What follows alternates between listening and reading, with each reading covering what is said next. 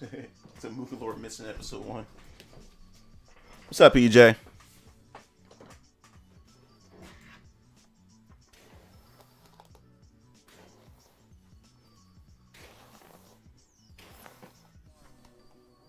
What's going on?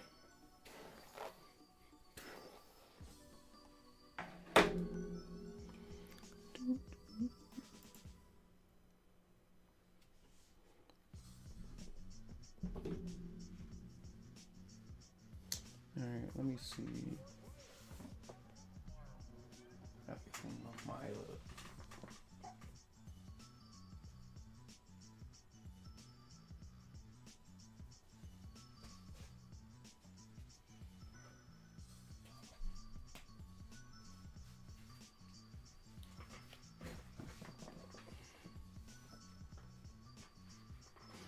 Yo, what's up, guys? What's up? What's up, Steve? What's going on, Steve?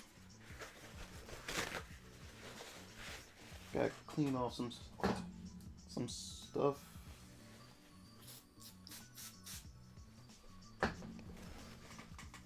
That's okay.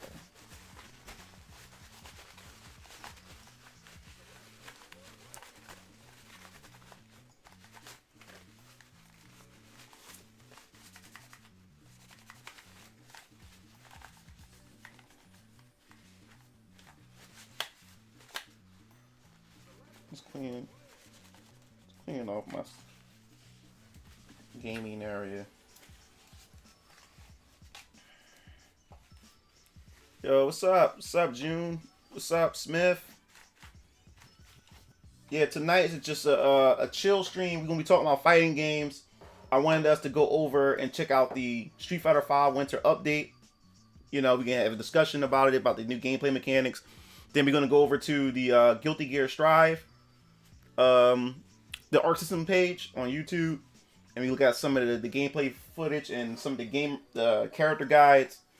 And then lastly, we'll check out King of Fighters 15 and what they have so far, and we'll talk about that, discuss that.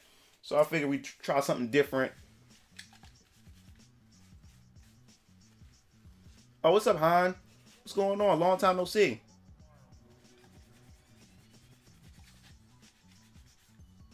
You just moved into a new home? That's good to hear, man. Just wanted to make sure before I start anything, I wanted to make sure, you know, enough people come in and we can have the discussion and stuff. So if you guys stick around, we're gonna have a bit of fun. I like to hear your opinions and your thoughts on the current fighting games that's out right now. I'm just cleaning off the surfaces of my area.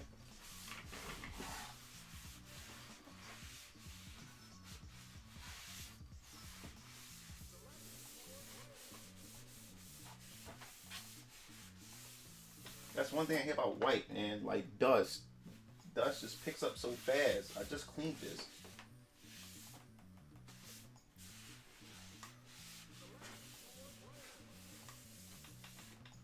Just cleaned this.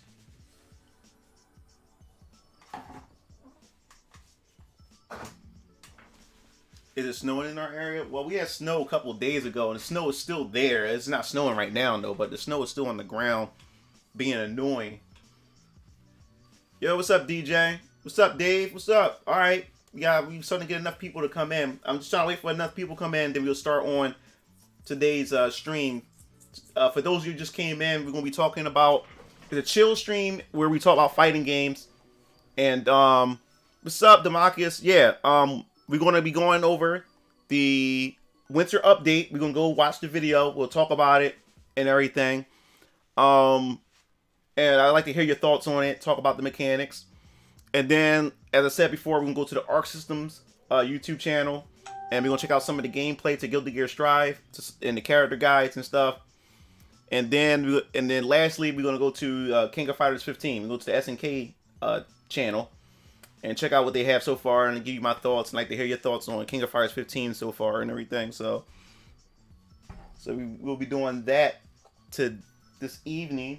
And then I haven't bought Dead or Alive 6 yet for the PC. So I'm probably want to pick that. I'm probably want to buy that tonight, and then tomorrow I'll live stream that tomorrow. There are Live 6 on the PC. I'll probably do that. Tomorrow there will be a video on the Odyssey channel.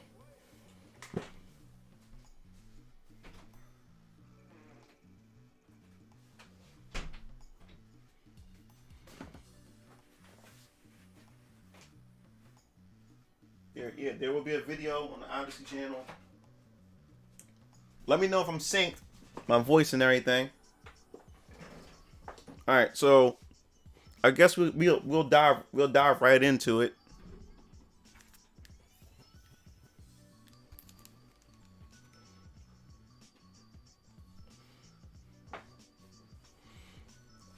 All right, let me turn this music off.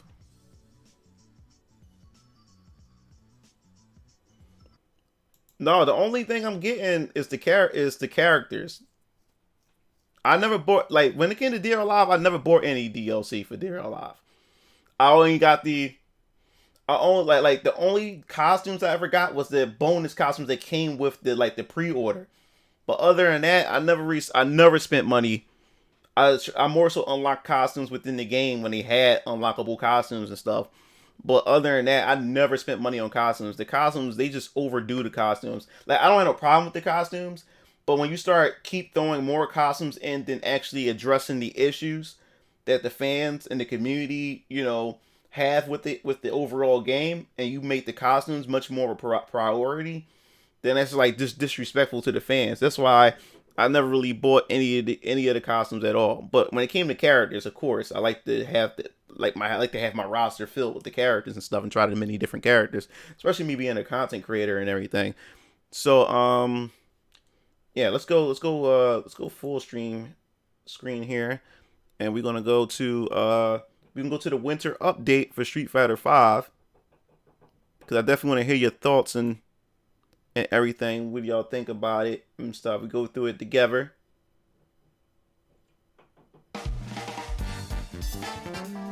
You said Street Fighter. You said Street Fighter versus Dragon Ball Z / Super.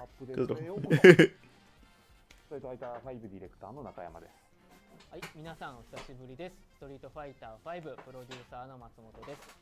サマーアップデートに引き継いで今回もご覧いただきありがとうございます。Yeah, I'm really looking forward to this. Surprisingly. 前回ものすごくたくさんの皆さんにご覧いただきました。We talking about Street Fighter 5. We talking about tonight. We talking about Street Fighter 5. We gonna talk about the winter update, and then after that, we're gonna go to the Arc System YouTube channel and look at the gameplay and the tutorial, the character guides to Guilty Gear Strive. And we'll talk a bit about that, Guilty Gear Strive, and then lastly, we can go to the SNK channel. We're gonna talk about King of Fighters for those who just came in. Yo, what's up? Yeah, I was not expecting Rose to be showing off in Dan's presentation. And a stage, Marina of Fortune. That's dope, man. Rose is my baby, yo. I love Rose.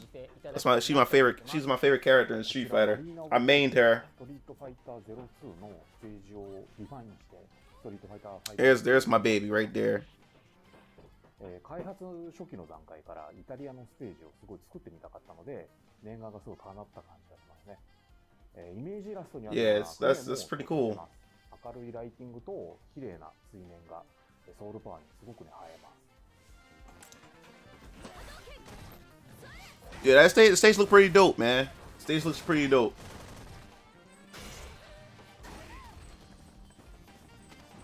And the music too.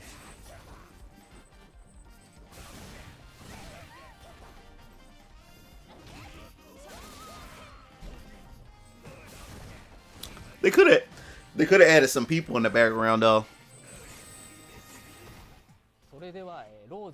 Oh, is she gonna be my main? Of course, Rose always. Yeah, Rose and Jury. Those two characters are my main two characters. Rose and Jury. Jury's my baby too. Oh yeah, the stage is clean. ストリートファイター5では、メナトのお師匠っていう立ち位置でもありますので、その中でのストーリーの展開とか新しい、立ち位置エピソード Yeah, I を can't 見て wait. いただけたらなと思います。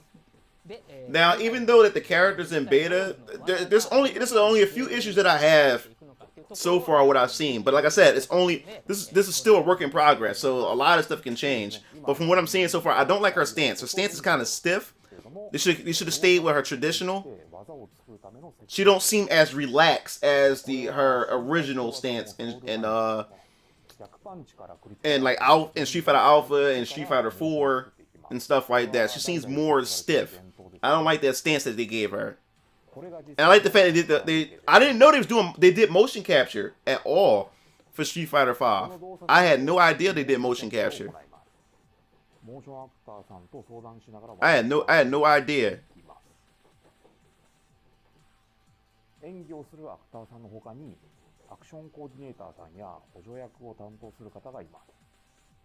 シリーズおなじみのソウル PA でも実際にアクションしていただいてデータを取ります。I had no idea. アクターさんによる演技ですので絶対 Oh yeah, Rose is long overdue.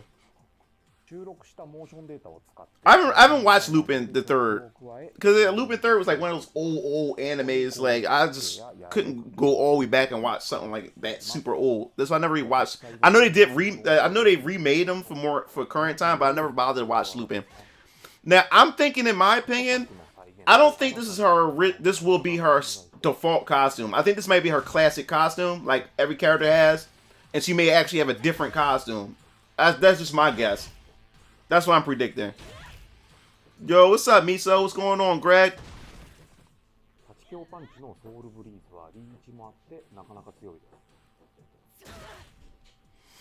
Well, the reason why they did this, the reason why, Steve, Greg, in my opinion, probably why they didn't do that. What's up, Derpy?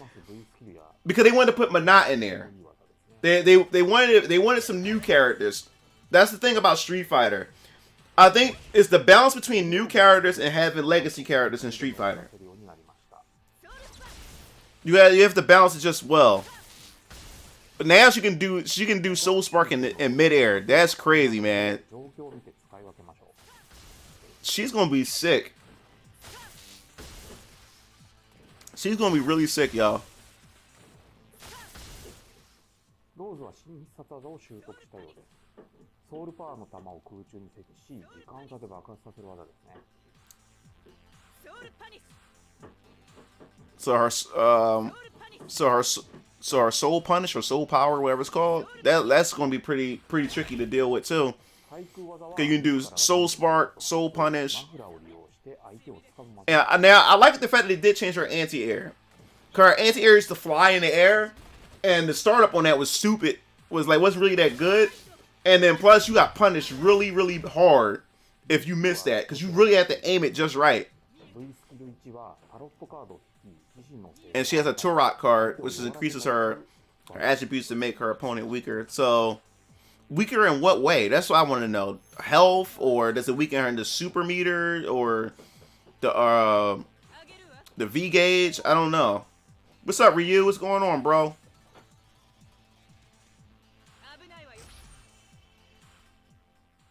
Yeah, so yeah, as far as her costumes, I think this may be her classic costume. I don't think this may be the costume that she started off with, probably like her base costume for the Street Fighter 5. Not sure, but and plus you could tell with this costume they still ain't finished working, with the textures and stuff like that. But we got to wait and see. You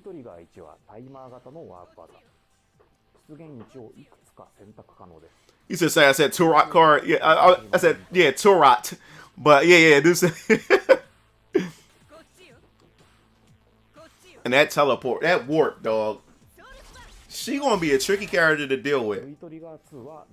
Especially with the soul power, soul spark, and then teleport. And of course, soul illusion. One of our best supers, y'all.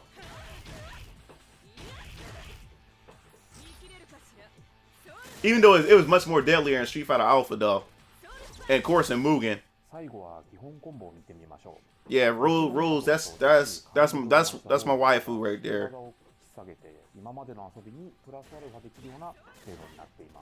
タロットカードなど占い師らしい要素も追加されて、なかなか研究しがいがあるキャラクターになっていると思います。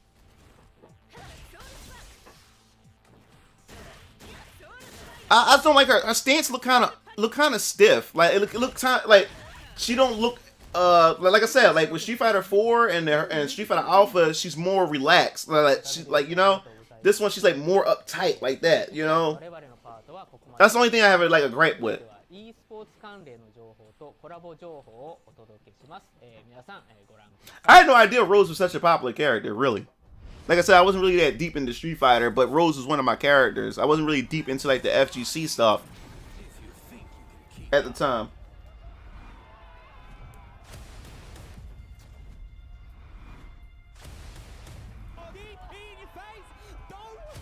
It just kind of sucked with the whole pandemic and everything, like, and everybody has to play online and pick the stupid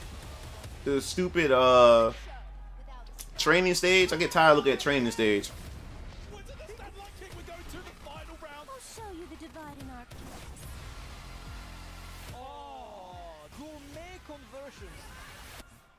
I was just surprised how many people wanted her in the game. You know, I was really surprised.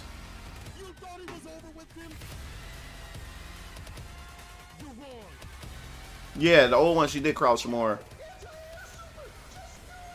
Let's fast forward. I don't need to see all that. All right, then we're going over to the man of the hour that this whole presentation is really supposed to be about. Dan Hibiki got the Tengu outfit. Tengu. They really did a good job. They really did a good job with Dan, y'all. どうでした？天狗のお面がものすごく特徴的だったんですけど、体つきがめちゃめちゃ絞られててすごくかっこいい。They did a real good job designing Dan in this version of Street Fighter. 今回はダンの V システムの詳細を Was not expecting them to like really make him like sick. Psycho's ultimate master, right here, right now. TGS のオンライン番組でも紹介しました V スキル1は各種必殺技をキャンセルして発動できることが特徴となります。I'm gonna try him out too. I may not main him, but I'll definitely try him out. This Dan was one of DX Strike's characters too. DX Strike picked the Dan as well. Yeah, it's an alternate version of Dan. Odo.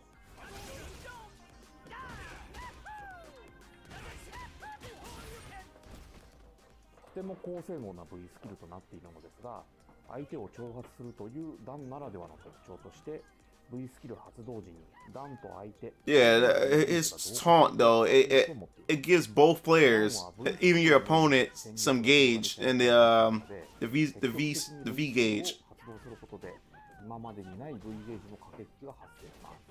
ダンを使った場合も相手にした場合も新しいバトルを楽しんでいただければとも思います。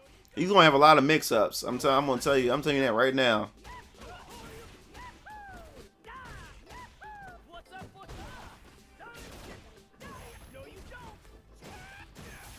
I have no idea what you're talking about, Greg. V トリガー1は1ブロックで発動できるというのが一番の特徴です。通常技から発動してコンボを I always thought his fireball was really powerful, even though they had no range. If you got caught in it, you was catching it. Yeah, I agree, Ryu. I can't wait to use Rose too myself. 壁バウンド効果を発生させたり、ガードフラッシュを誘発させたりすることもできます。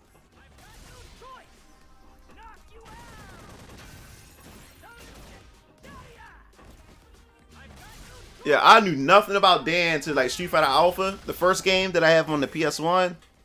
And he was just, and my cousin Miles, he knew how to unlock him. And I was like, who the hell is this character?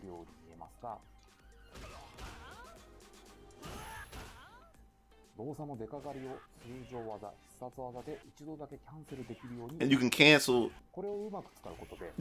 his animations. So there's a lot of mix-up potential right there too.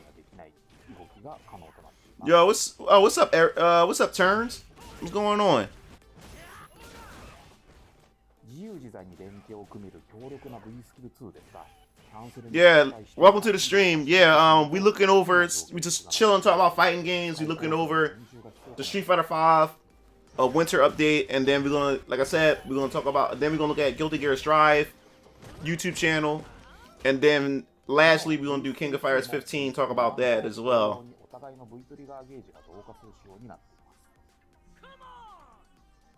V トリガー2は発動することで V ゲージが V タイマーとなり、タイマー中はパワーアップした画動拳と交流拳が使用できるようになります。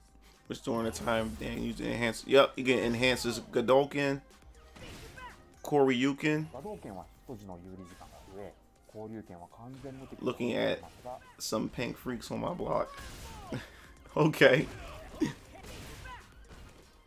方向キーのコマンドと最後の攻撃ボタンを同時に入力することで、さらにパワーアップした破天画動拳と合交流拳を繰り出すことができるといった内容になっています。Yeah,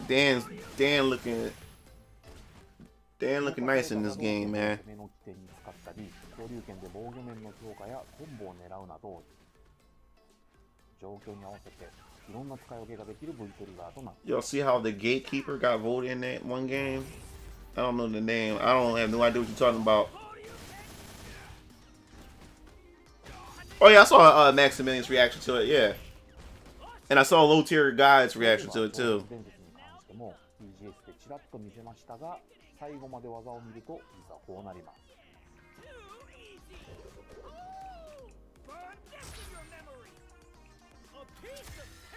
今回は V システム周りをより詳細に紹介させていただきましたが、もちろんね、皆様がより段を触って、新たなね、発見や深掘りができるところはまだまだたくさんあります。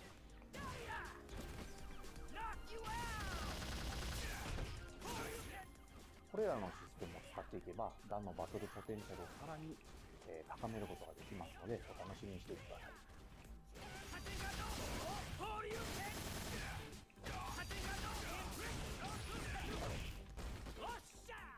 それでは最後にダンの実戦パフォーマンスを見てみましょう。Compared to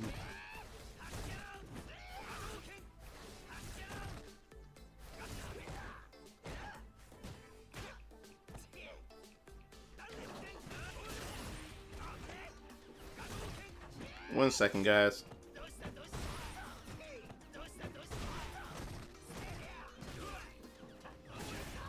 Alright, let's see what we got here. He said, what's his channel's main content? Talking Maximilian? Maximilian's channel is mainly fighting games, and sometimes every once in a while he talks about RPGs, like his favorite RPGs, like Final Fantasy VII Remake, Phantasy Star, and stuff like that. Oh yeah, and like he'll throw in the mix like some of his favorite games, like Resident Evil and stuff like that, and sometimes Monster Hunter. But it's more so fighting games. He was once a Call of Duty channel first, I believe, which is funny.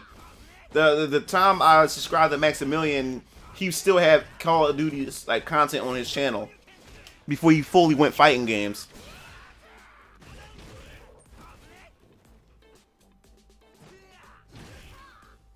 Oh yeah, his new taunt, yeah. That roll went crazy too. Look at that. Look at that.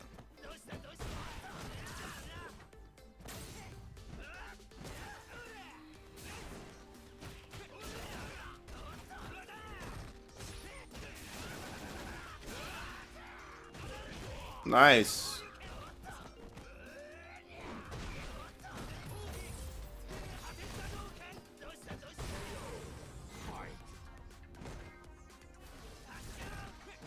Yeah, Maximilian. Yeah, like to be honest, Maximilian was besides Mugen, Maximilian was the one that really got me liking fighting games.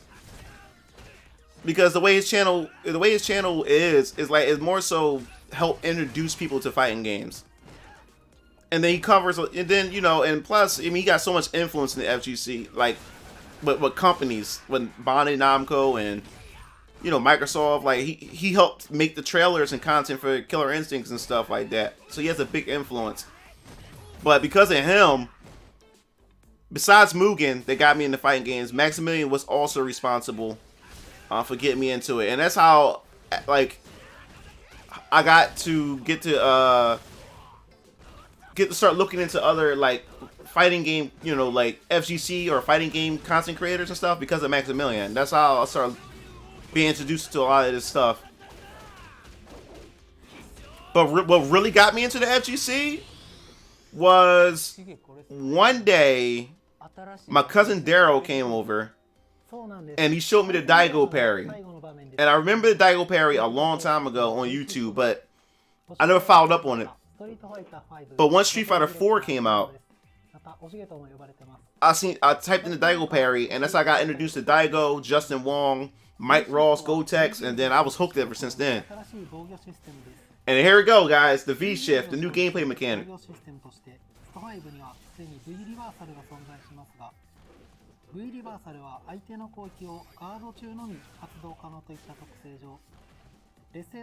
This gameplay mechanic changes everything, y'all.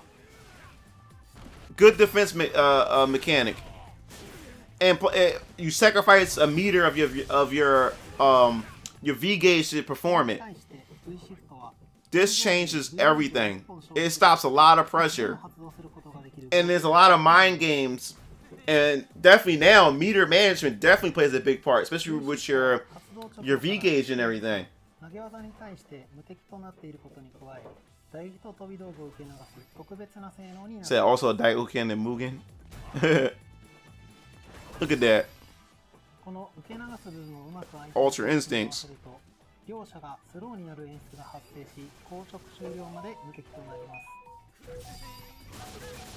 The hell?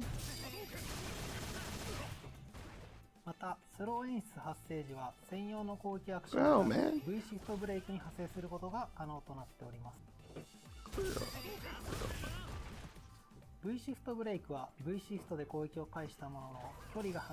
Yeah, this V shift, and then you can use this V shift break to get in there.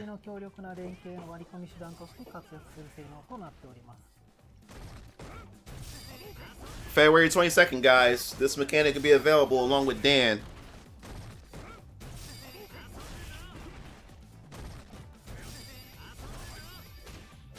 Look at that. You could V shift a V shift. So it's not a get out of jail free card just like that, you know? And now you gotta be cautious about your pressure.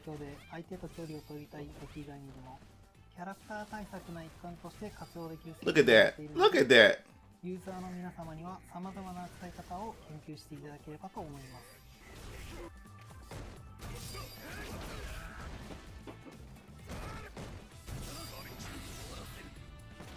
I mean, canceling super. That's sick.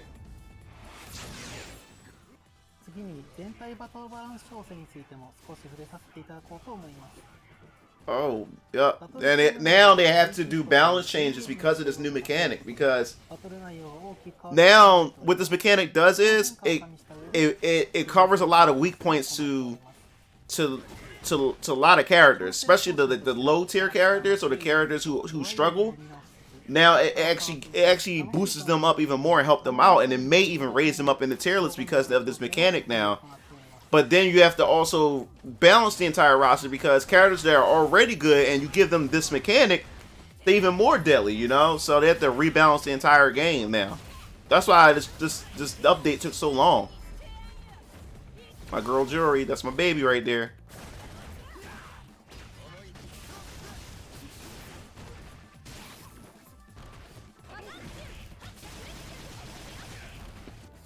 Crazy. Yeah, you gotta think. Yeah, exactly, Odo. Yo, what's up, Mars? What's going on? Yeah, welcome to the stream. This is a chill stream. We talk about fighting games. We're going over the winter update, and we also going over Arc System with Guilty Gear Strive, and then lastly SNK with King of Fighters 15. などのコンテンツのリリースは2021年2月22日となっております。皆さんには長い時間お待たせして本当に申し訳ございません。Oh yeah, I have a foot fetish. So yeah, that's one of the reasons, Mars. 僕たち開発も With jewelry. 今まで以上に気合が入っています。なんとか自分たちの納得できる最高のクオリティを届けたいという気持ちと皆さんに楽しんで But jewelry, she's fast. I love her combo. I love her pressure, man. しばらくお待ちいただければと思います。そして先ほどご紹介させていただいた内容に出ていたトレモステージなんですが、こちらもシーズン5のリリース時期に合わせて皆さん I mean, we also get this stage as well. 提供させていただきます。This stage, believe it or not, this training stage look like the Dead or Alive 6 training お stage. 願いいたします。続いての情報なんですが、シーズン5では今まで提供さ Oh れて yeah, い of た course. Yeah, キ Odo. ャラクターパスに加えてプレミアムパスのご用意しております。詳しい内容をこちらご覧ください。Well, like I said, I have a 3D hentai business, so a lot of my 3D hentai got a lot of like foot fetish content in it and stuff as well. シーズン5に向けて制作しているアレンジコス And also we get 11. 新規のステージも入っており、 We gotta look at that trailer too. He's bonus content. 11の詳細については公式ブログや SNS をご覧ください。こちらのプレミアムパスはシーズン5でリリースされるほぼ全てのコンテンツを楽しんでいただける。 Go ahead, you can judge. Doesn't bother me, not one bit. なおプレミアムパス Because とキャラクターパスなんですが、この番組の収録 I've been having a ton of fun with my fetish with a ton of ladies, so ain't bothering me. 最後となりますが、こちらの情報をご覧ください。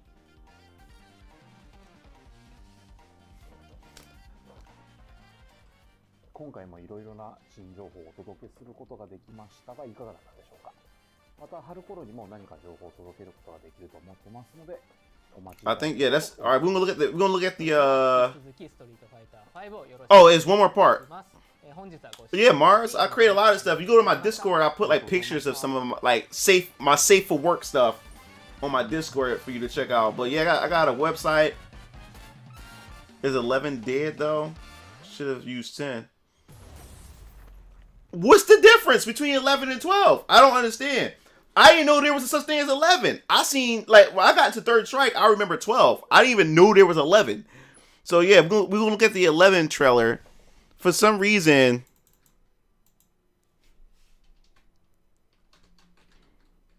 Street Fighter 5 11. What's the difference? Like, everybody's talking as if he's like there's a difference. Here's 11. He's bonus content.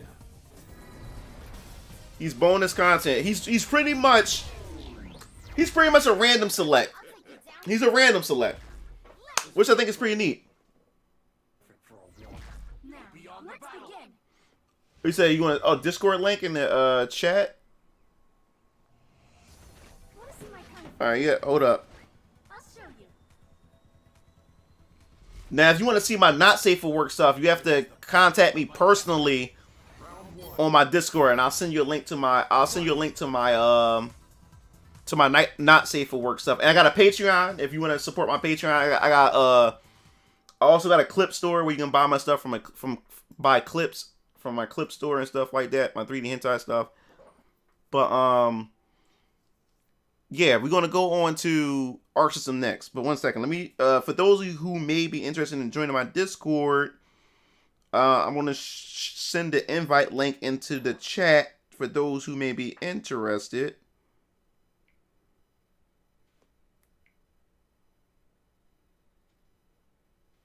Invite.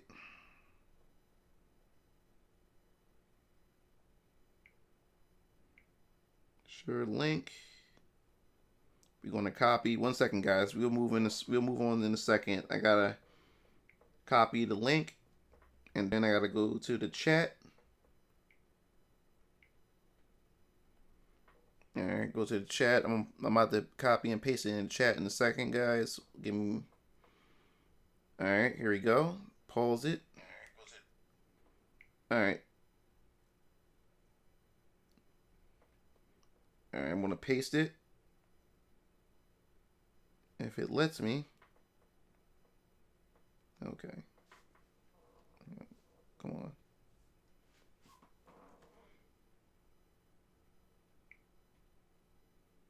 There we go. I was wondering. All right, paste. There we go. All right, it's in the chat now. So all you gotta do is click on it and get invited. But yeah, if you want to see my not safe for work, like little teasers. I also hire voice actors, voice actresses.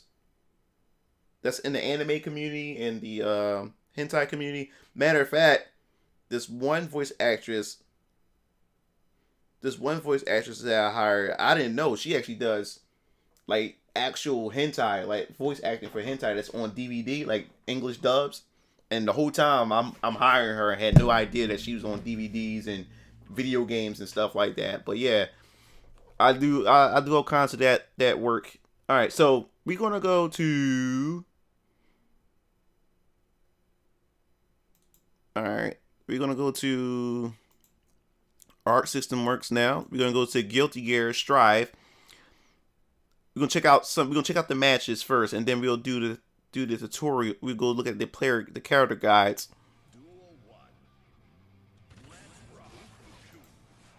Why did they just give me that? The hell? Alright.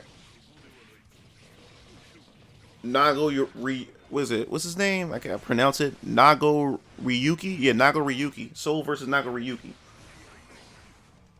But yeah, just hit me up on the Discord if you want to see my not safe for work stuff.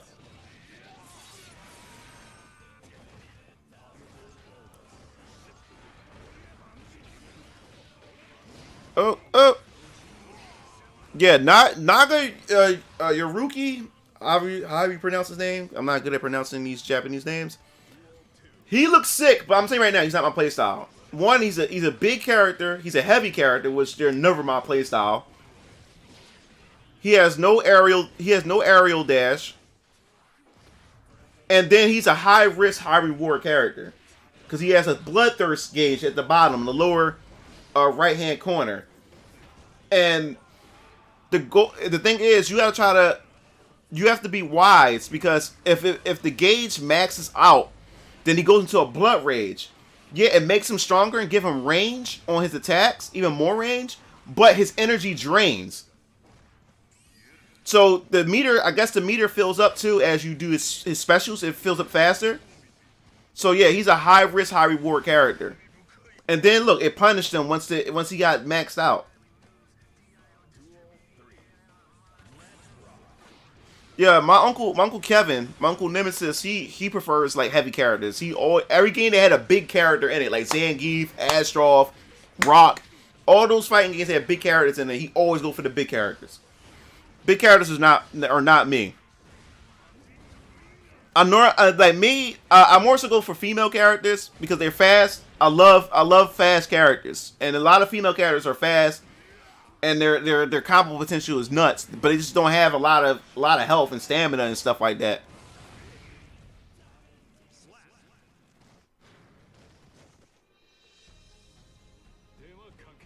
No, he's not blind.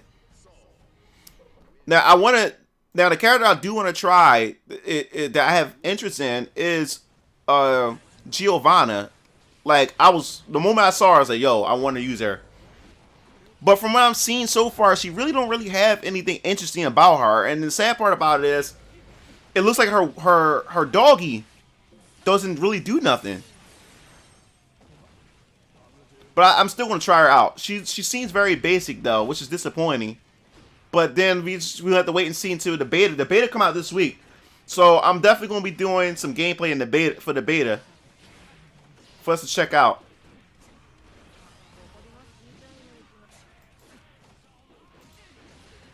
Oh, come on. Give me that. Wait, hold up. There we go.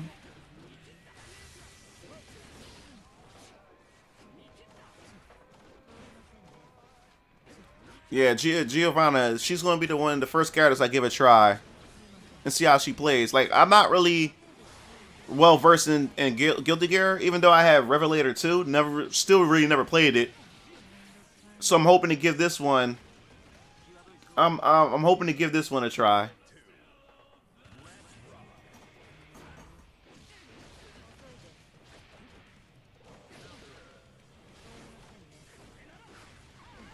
Yeah, I have the original SNK versus Capcom on a Neo Geo Pocket Color. I still got that. Matter of fact, hold up, 1 second.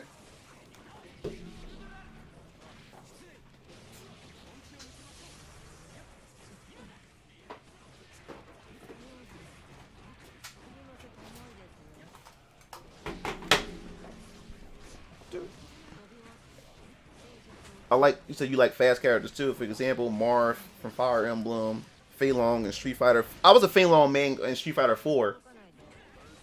And once I realized that he was like a top tier character and everybody picked him, that's when I stopped picking him.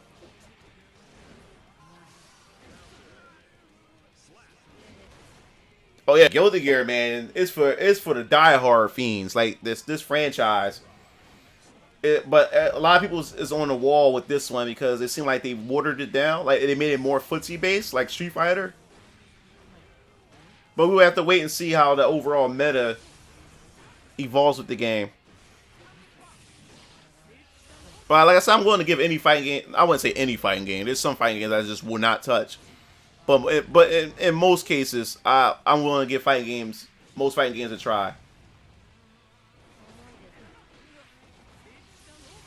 But yeah, she hasn't really done anything exciting. That's kind of bothering me.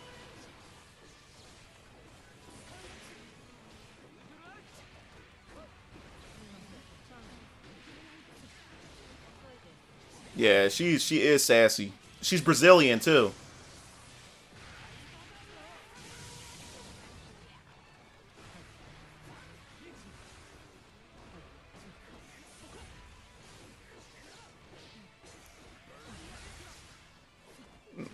And then and then Kai for the first time has a dragon in soul, which is crazy.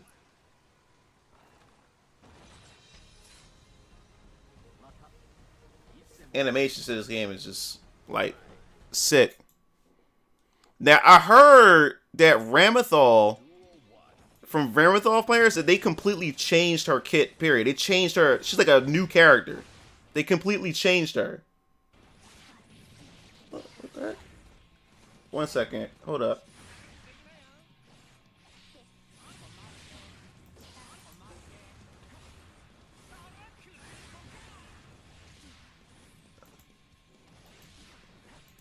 What the heck just happened? Hold up.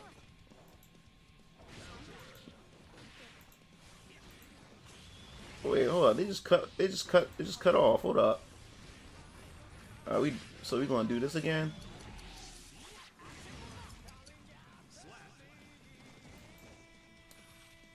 One second, guys. Let me fix this real quick. It just cut right. It just stopped working. The screen. The screen capture on the thing. Hold up. It just cut right off. I'll fix it. Hold up. No, not the capture device. The window capture. For capture your window. It just shut right off. So now I gotta go back in here. And now I gotta go to display it. Now I gotta do a display capture now. Out of nowhere, it just stopped working.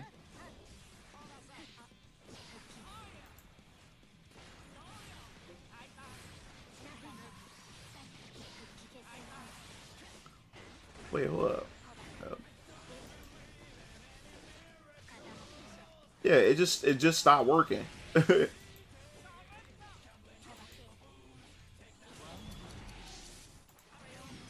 Yeah, I gotta fix it. Hold up.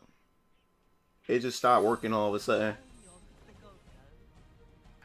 Now I go to display capture.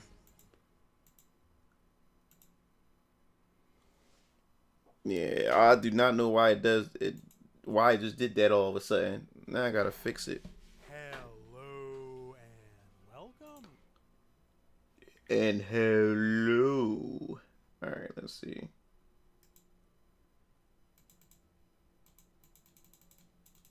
I do not know why it just does that. That's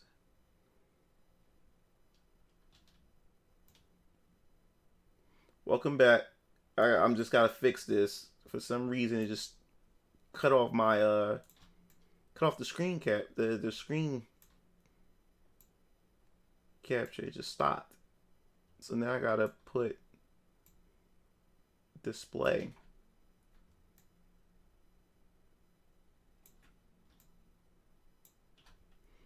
All right, got that.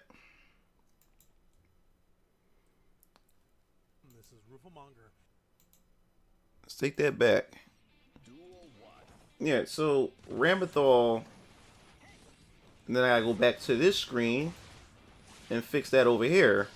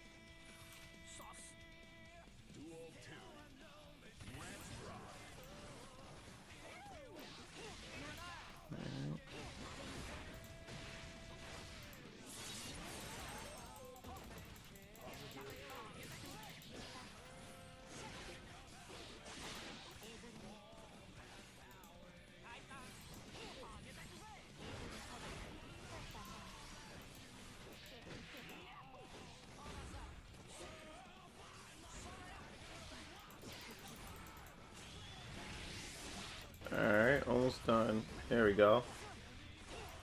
That was weird. Alright, let me back. That was weird.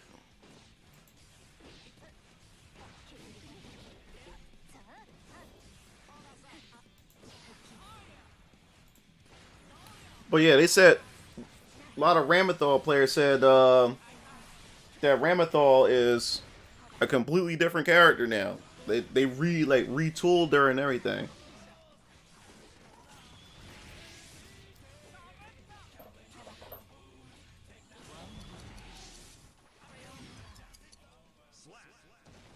Slash. Alright, so that's it for this character. And now what we're going to do is we're going to check out the other character, the character guides. That's what we're going to do. Amelia Rage. Now, that's the funny thing. When I did play the old Guilty Gear, just to mess around with it on the Xbox 360, I can't remember which one I got on Xbox 360 back then. I'm not sure if it was Acid Core. I don't know which one it was that was on there. But it was a sell a long time ago, so I decided Amelia is a Um, character with incredibly fast movement.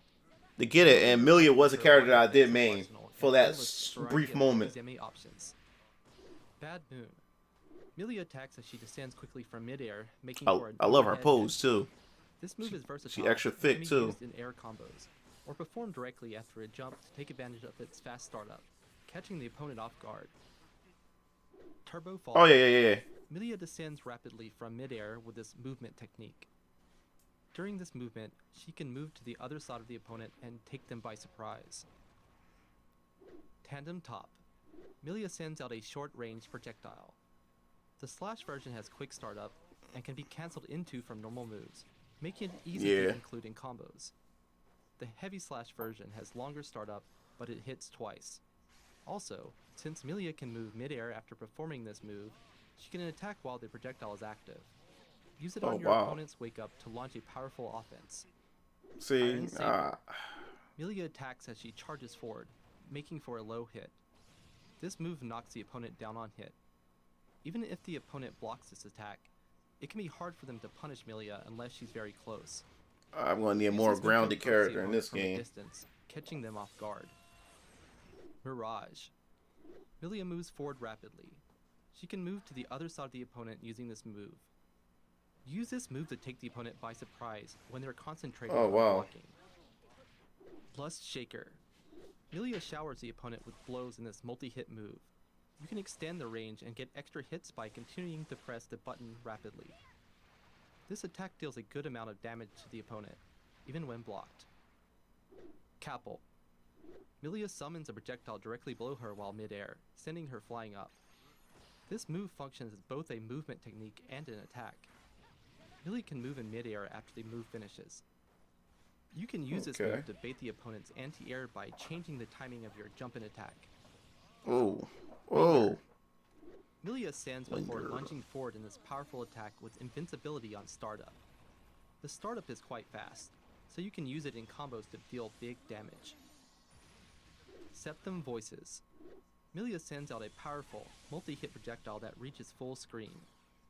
As the startup is very fast and there is little recovery, Combo into this it? move works well both in combos and as a tool to launch your offense. Milia can take the opponent by surprise with her aerial hard slash attack after air dash. When the opponent is waiting for an aerial attack, throw off their anti-air time using couple or approach with a dash from the ground. Her standing far slash and standing heavy slash work well as grounded pokes. Get close to the opponent using Mirage while they're focused on blocking, and mix them up with a throw. After knocking down the opponent with her sweep or throw, set up the heavy slash version of Tandem Top and go for Okizeme. Thank you for watching. I don't even know what Okizeme is. You can tell I'm a noob at Guilty Gear. Speaking lingo I don't understand. Alright, we're gonna check out. Was it Zato?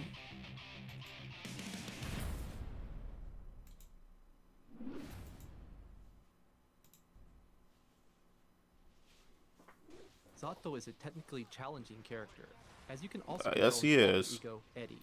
You can just Overwhelm tell. the opponent by attacking with both Zato and Eddie. Flight. Zato moves quickly in the inputted direction. During this motion, he can move freely in midair to an extent, meaning you can change the timing of your jump and attack and take the opponent by surprise. Summon Eddie. Zato summons his alter ego Eddie. You can control Eddie and Zato simultaneously, as Eddie has a different attack associated with each attack button. While Eddie is active, you can return him to the shadows by inputting the summon command a second time. When either Zato or Eddie takes damage, or the Eddie life gauge is 0, Eddie disappears and cannot be summoned. Pierce. Zato summons Eddie and attacks twice while lunging forward. Due to its fast startup and long range, this move works well as both a means to keep your opponent locked down and as a poke. That's a lot. Zato summons Eddie, forming a large number of drills. As it hits multiple times, this attack keeps the opponent locked down for a long time on either block or hit. Use this to your advantage to get your offense started. Leap. Zato summons Eddie, performing an attack that hits twice, leaping upwards. This attack hits a wide area and works well against airborne opponents. The first hit launches the opponent, making it easy to land a combo. Oh yeah, it's on that generic ringtone. Oppose. Zato summons Eddie, performing a multi-hit attack with slow startup. Eddie can absorb the opponent's attacks until this move calms out. Eddie won't disappear when hit during this move. Oh, I don't know why. I used to thought his name was Eddie. Cannot absorb the opponent's overdrive attacks. And then I thought his shadow thing was Zato. Zato forms a drill at a distance from himself. This attack knocks I the ain't opponent down. No, not Zato. I didn't know the shadow thing had a name. I used to thought Zato was Eddie. Break the law. Zato conceals himself in the shadows. It's a generic ringtone that come with the phone. I don't even bother. By holding down the button. I don't really have time to like really bother around to pick ringtones for like each individual person like I used to do with my other phone. An invincible state, and can even move to the other side of the opponent. Damned Fang. A command grab. It deals more damage than a standard throw, and cannot be teched. It leaves you wide open when whiffed, so go for it when you think the opponent is focused on staying grounded and blocking. Yeah, he gets a lot too. An attack that can reflect the opponent's projectiles. When used in proximity to Eddie, he can be moved far away in an instant. Use this chance to team up with Eddie and start your offense. Amorphous. Shadows approach the opponent and consume them in this powerful projectile move. The attack extends quite high up, making it extremely difficult for the opponent to jump over it. Sun Void. Eddie transforms into a sword, attacking the opponent as a powerful projectile. If used while Eddie is summoned, he turns into a projectile and attacks from his current position. He Oh, flies wow. towards the position of the opponent when the move was used. After the attack, Are you he returns serious? to his usual form as Eddie, so take this chance to overwhelm the opponent. Yeah. You can launch a Overwhelming highly indeed. adaptable offense by coordinating Zato's movements with Eddie. Use Pierce as a poke against grounded Yeah, opponents. he's too advanced for and me. Leap against aerial opponents. Oppose works well against opponents when they try to attack Eddie. When you can't summon Eddie, use Flight or Invite Hell to protect yourself from the opponent's attacks. Thank you for watching. Interesting. Do do do do do do do do do. All right. Right, Ramathal.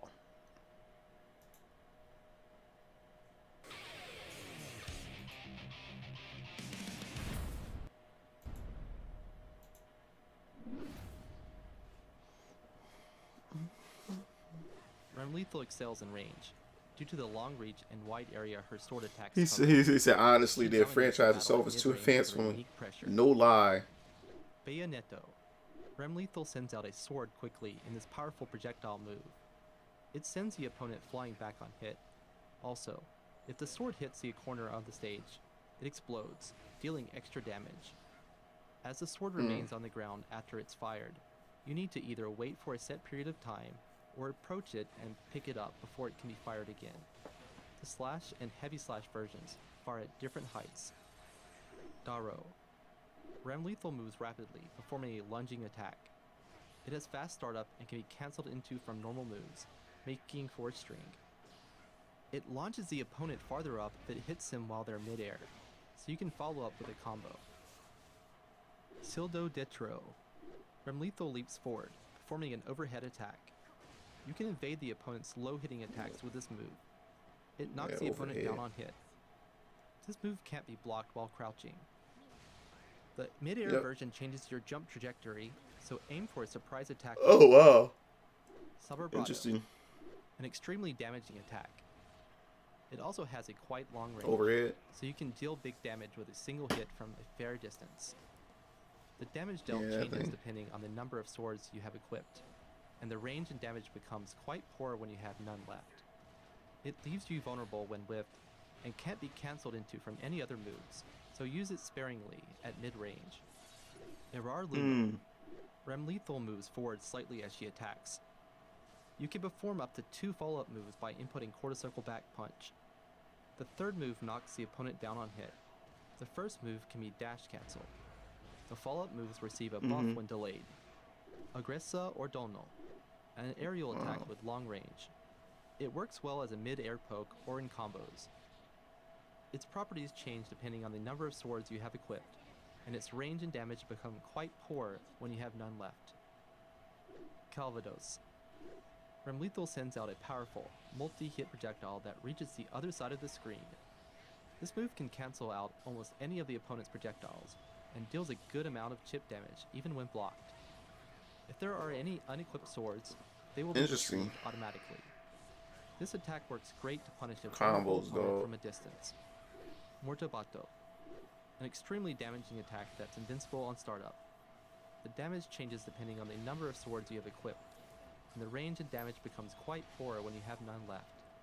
It has fast startup, so you can use it in combos to deal big damage. Use the wide range her sword attacks cover to your advantage by hitting the opponent with the edge of her attacks at mid-range.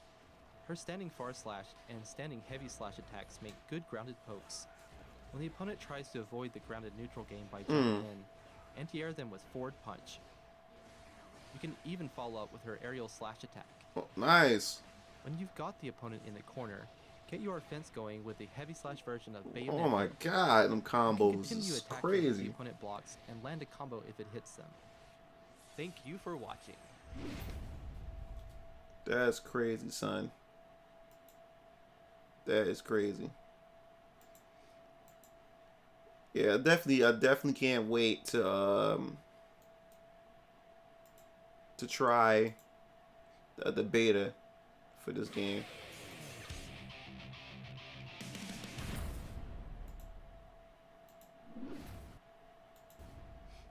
Definitely has some content for it Leo is an all-rounder. on my He's Odyssey very channel, versatile but definitely in I'll be live projectile, streaming it. anti-air move, and more.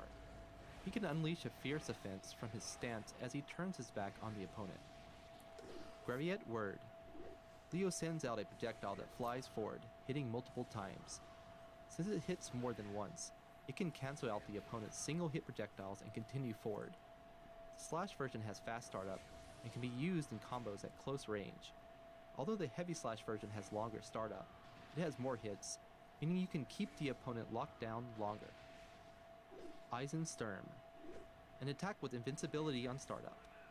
The Heavy Slash version does higher damage, but has longer recovery.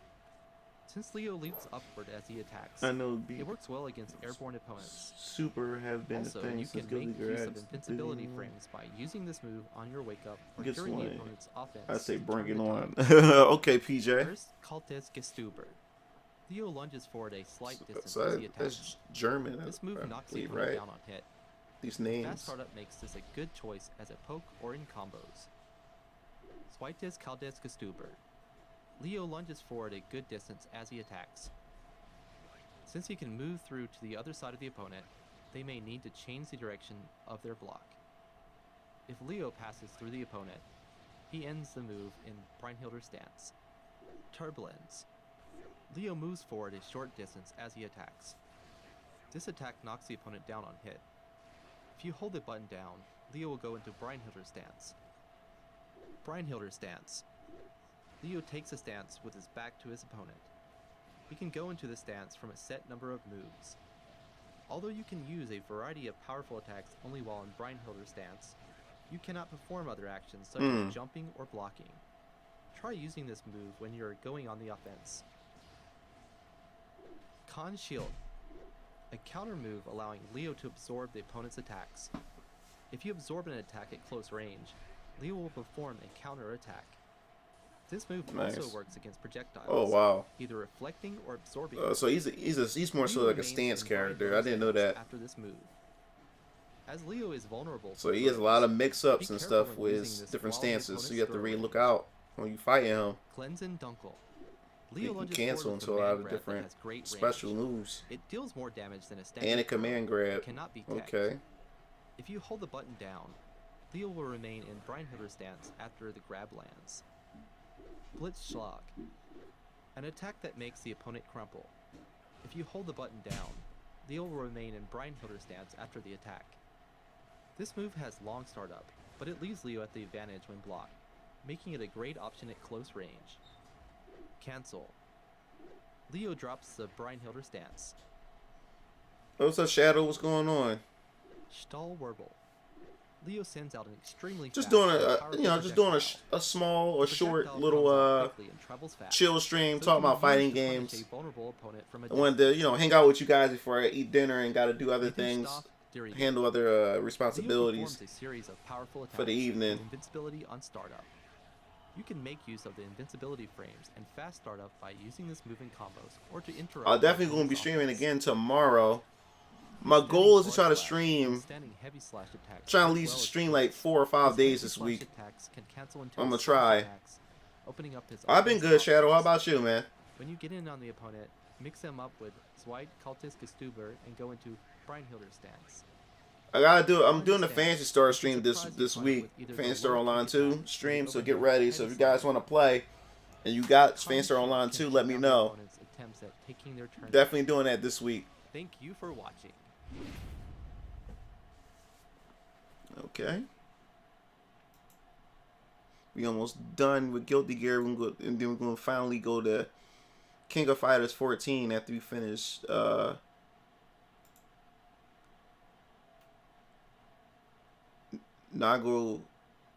Ryuki. Once we finish Nago Ryuki and Giovanni, I'm going to King of Fighters 15.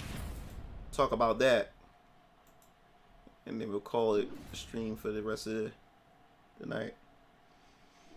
Nagori Yuki is a vampire samurai. Oh, you said, oh, you're eating pizza? What kind of pizza you got? Using his sword. Can I join your Discord on this account? All right. Finishing them off with his devastating special. Yeah, you can. Blood rage. Just When the blood gauge fills up, Nagariyuki Hold up. enters the Blood Rage I'll stage. send you the During Discord. Blood Rage, Nagariyuki's slash and heavy slash attacks gain improved range and damage. You on Twitch, right? And he gains access to the move Zansetsu. However, his health drains over time while in Blood Rage, and he cannot use his other special moves. Blood Rage state ends either when Nagariyuki lands Zansetsu, or after a set amount of time. Zara Miyuki. Nagariyuki releases his fighting spirit, forming a projectile. This move Alright, can cancel alright. out Here's certain the here's special my moves during Discord the animation. for those who are on Try using Twitch. this as a poke at mid-range. It can also cancel out the opponent's projectiles. Using this move increases the blood gauge. Kamiriyuki. Alright, there you go. Nagariyuki So performs Discord, a you can lunge click on hit, that. knocking the opponent Just a down regular hit. pie. Okay. This move has fast startup, so it can combo when canceling. What about the Cyber normal Connect attack. 2 with You can upcoming cancel Demon the Slayer enemy's game? special move on either What aim or about it? block. I seen You can it. follow up with It's another nothing but the attack. real Ninja Storm. This makes the move Like, versatile and easy I to want to do a pick. whole video Using talking this move about increases the blood how gauge. there are like Tsuriyuki. anime games have so much potential. A follow-up Like attack games is based off of hit or animes, block, sending the licensed player animes forward. have so much potential to be This move much has greater fast than what startup, they are. covering a lot of space, All and the deals great all damage. the You these can try developers using do, combos these after Japanese multiple developers do, is special take these moves. anime games It can be and canceled milk with them. other special moves Like hit or block. Cyber Connect 2 can't do nothing else. All they did was take Naruto Ninja Storm and just put Demon Slayer skin over top of it. That's all they did. I'm not buying that game. That's all they did. They just took Demon Slayer and put it over top of Ninja Storm. That's all they did. And they keep doing it to these games. And the thing is, the reason why they keep doing it is because people keep buying them. I'm not buying it. I'm not buying that game. He moves a set distance in an instant and can then continue moving either forward or backward by inputting back or Joe, just okay, just a regular pie. Yeah, I had pizza for the past 2 days. I was craving it. I got Chinese food now. Making it very versatile. I bought that. This move increases the blood gauge. Oh, I'm talking about Demon Slayer, Shadow. All he did was take Naruto Ninja Storm and just slap Demon Slayer skin over top of it. That's all they did. Cyber Connect 2. Like when I see Cyber Connect 2, I already knew what to expect coming from them. Don't get me wrong. I love their presentation, like the visuals and stuff like that. It does do the anime justice, but as far as it being a game itself, no. Everything before him in this powerful long-range attack. It can only be used while in the Blood Rage state, and Nagariyuki leaves Blood Rage state after this move is activated. You can aim at your opponent from outside their attack range due to the impressive reach of this attack. No lie, Odo. No lie. His standing forward slash and standing heavy slash. Yeah, he's a like. Before the blood gauge fills up, Nagariyuki, he's gonna be a beast. as a poke and approach But he has a lot of risks to him. High risk, high reward. I can tell you that right now. his heavy slash That attack blood is gauge is strong. something. You gotta be smart. And like Blood sucking and I said, blood I'm not good at these kind of games. So then me having to worry about a blood gauge at the same time, management, gauge management, I'm good. Leave the He's a stage good by character though, using but not my playstyle. Thank you for watching. Yeah, Naruto Ninja Storm, like I love the presentation to him because it does that. They do the anime, like recreating the anime experience. But as far as gameplay, they're button mashers. You just mash circle and then just mash buttons. It's a button presser game, and there's really no real thinking to them. Giovanna is an infighter who takes pride in her high power output. That's why I'm They good. To the opponent and unleash a barrage of attacks before they can blink. Sepultura. Giovanna attacks as she moves a short distance forward. All right. She cancels it from normal moves, making I'm her planning on combo getting defense start. Guilty Gear This Strife, attack has long but the range, beta come out this and week for difficult the punishment PS4 and blocked far PS5. after the attack, making it an effective poke. Trovan. Giovanna lunges forward with incredible speed as she attacks. This move has little recovery. Yeah, he and is, block. Steve. He used the Cancel blood opponent's rage. projectiles during the lunging But when you phase, go into blood rage with making it a great Nagari or surprise Ryuki, attack and a tool he for loses. opposing It drains his health meter, so you're in danger. Giovanna So when you attacks keep and spamming moves special directly moves, it raises the attacks blood are gauge even invisible. faster. So you have to be It cautious also allows about how you the use your player to move Giovanna's and how you stance dispense during the attack. your bloodthirst. Solpuenchi. Giovanna leaps forward, performing an overhead attack. He This said, move "I just want can to evade point." the opponent's low-hitting attacks. He and said, "I'm knocks them pressing down buttons. again. I'm pressing buttons." When So I used just at want close range, a bunch of Giovanna shameless can leap Street Fighter furthest out the clones. opponent, mixing up the direction needed to block. Like anime fighters can like But leaves Giovanna and anime Stan games genuine based blocks. on So use based on these anime license can be good, spend time. especially arena fighters. They can be Giovanna good if done levels right. forward as she makes multiple powerful attacks with invincibility on startup. Due to its fast startup, this move I'm works definitely well trying in Gino combos as a way Giovanna. to interrupt the She opponent's looks offense. simple.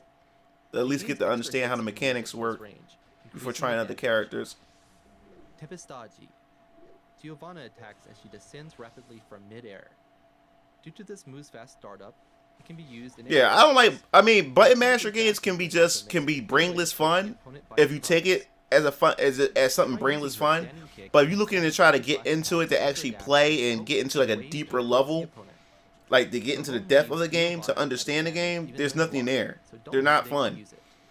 And the thing is, as you trying to take the game serious, you fighting somebody who button mash, and you see that a person that's button mashing is like destroying you or doing way better just by mashing than you sitting there trying to be like a pro player or something like that, trying to figure the game out, trying to look for some like layer of depth. But yeah, that's Guilty Gear Strive. Like, I'm really looking forward to giving this game a try. Like, I never really sat down and played a Guilty Gear game, even though I bought Revelator 2 for the PS4. Never really played it. I played like the story mode. I used the girl with the guitar. She has the witch hat with the guitar. I can't remember her name. I tried her out, but the game is really complex. Like, it really is. I was trying to wrap my head around it and really got frustrated. And the only reason I got frustrated with it is because I came so late into the game, to the Guilty Gear like franchise. When I got online, there was so many like combo guides, like combo fiends in the game, and there was nobody. And since a lot of people had the game for a while, everybody leveled up together, so there was not really many low level players like on my level to play with. So I'm in the lobby and playing like even rank matches with players who are way like above me, like as far as skill level. And it was like the barrier to entry to it. Like I was more so frustrated with the game. I was not having fun. Now people can say, "Well, just practice." Well, the thing is, I'm a person who has to put what I practice into practice by playing people online. And if I'm playing somebody whose level is way higher than mine and know the game inside out, like it doesn't applying anything that I practice means nothing.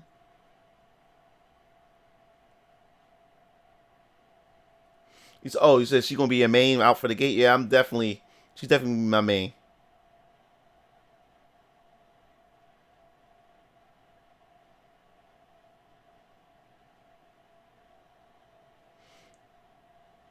Yeah. Yeah, like I said, games that has no real strategies, a button masher, and you try to take the game serious, a button masher going to destroy you every time. Cause they pressing buttons, and what they do is with those type of button mashers, it's imbalanced. A lot of like of the mechanics or a lot of the movesets are like safe on block and all this other type of stuff. So, and like hit detection is kind of wonky. And then you sitting here trying to play like a pro, and then you got this button masher just pressing them buttons and catching you every time. Yeah, Giovanna, she looks dope. I love her design too. Alright, now last but not least, we go into King of Fighters. Shattering all expectations. And didn't really shatter my expectations, just to be honest with you guys. Alright, so we're going to go to these short, small-ass trailers. King of Fighters 15. And what's his name? Mietin-kun? I think. Mietin-kun. Okay. These trailers are horrible. They are not well presented at all. They are effing horrible. These are effing horrible.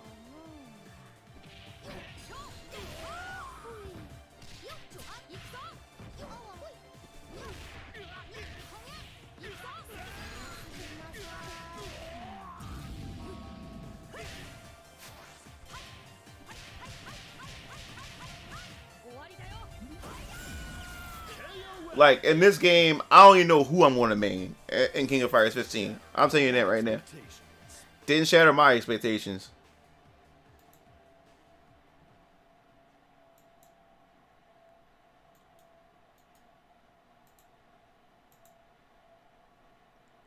Now, Benny Morrow, I use Benny Morrow because of Mugen. Me playing Mugen, Infinite, Mr. Infinite, Benny Morrow. That's what made me try him in King of Fighters 14 and King of Fighters 13. 13 and 14. You said Guilty Gear got your money straight up.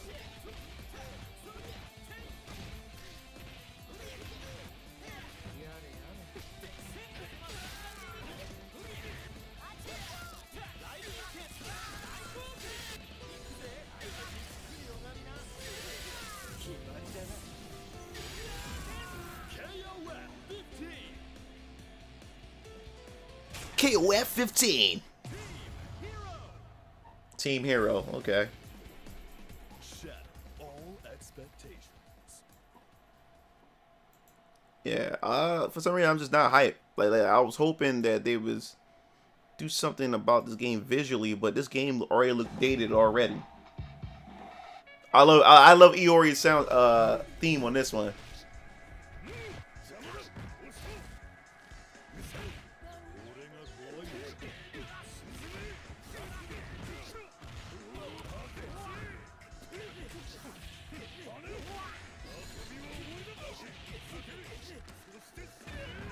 I would really like to try out this iteration of being Mario and Iori.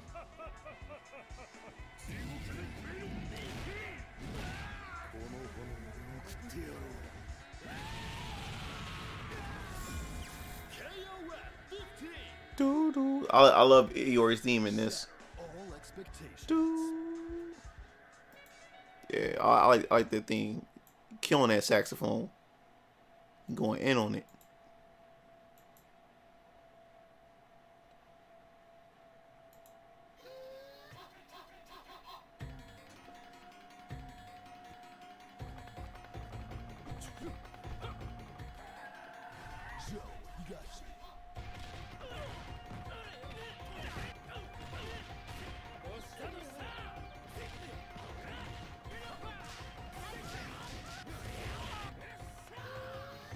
Oh, you know, play the King of Fighters game in your life? Yeah, my first experience with King of Fighters was King of Fighters 95. That was in the PlayStation 1. It came in the PlayStation 1 demo. Back when PS1 just came out. That's the first time I ever experienced it. And didn't really care for it.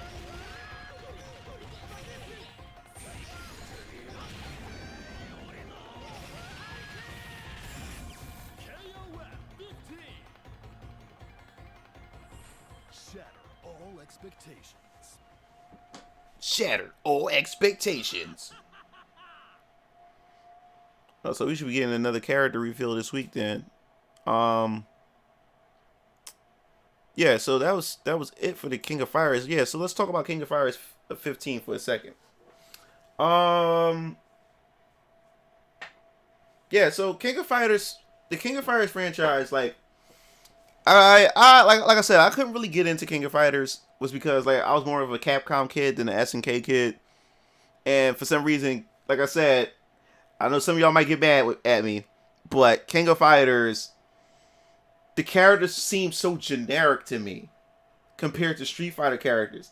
Like the Street Fighter characters, they had costumes that actually stood out, and they was very recognizable and rememberable. And as I said in an older stream, like about a year ago, about King of Fighters, the thing I didn't like about King of Fighters is that some of the characters don't stand out to me. Most of the characters look generic. Like a lot of the characters wear like regular attire, like they wear slacks, they wear gaiters, and a suit jacket. You know, like if I knew nothing about King of Fighters, I would never know what that character is because of their clothes and their attire and how they stand out. A lot of these characters wear regulars, like get up clothes, slacks, church shoes, and snazzy clothes. Like Iori, for instance. The only reason why Iori stick out is because his hair, his hair, and the pants with all the buckles on it and stuff. Now I'm not gonna lie, like Iori and Terry Bogard, those two characters in my Those three characters really stand out the most for me.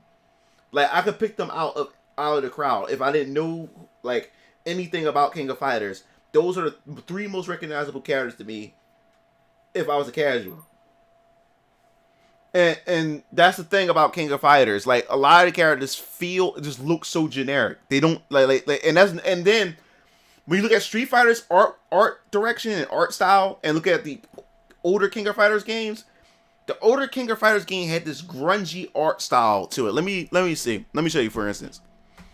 Like for instance, let's go to Street Fighter Alpha for a second. Let's do Street Fighter Alpha. Now look at Street Fighter Alpha for example. Look at this art style. Look how colorful, look how bright, look how vibrant, like Street Fighter Alpha look on the PS1, right? And I believe King of Fighters 95 was PS1. 95 PS1, right? Now look at this damn art style. Look how grungy. Look at this art style. What was so cool about this art style? That was another thing that turned me away from King of Fighters. Look at this. I don't like this art style whatsoever. I do not like this art style. This was one of the things that turned me away from this game. I did not like this art style.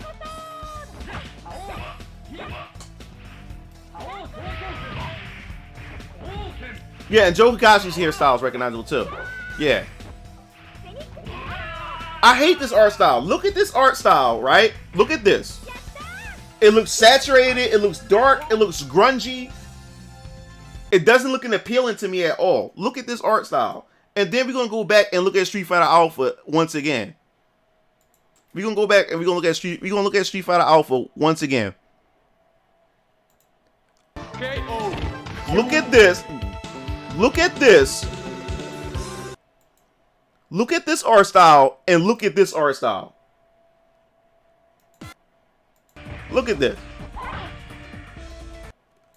Look at this and look at this.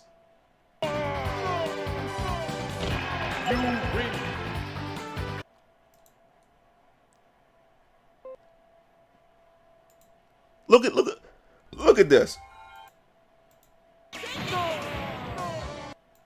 Look how colorful and look how vibrant this look compared to this crap. I could not get into this. I could not get into it. And even in Mugen, when I seen like Mugen characters that had the SNK art style of this style, I would not put them in my roster because it clashes. It clashes with the rest of the cast.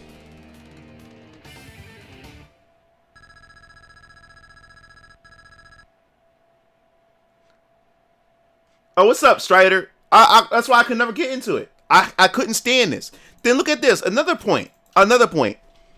Capcom versus SNK. Right? Capcom versus SNK. Now, keep rocking. Look at this. You see this art style? Look at this art style. And then we're gonna go to SNK versus Capcom. Versus Capcom Chaos.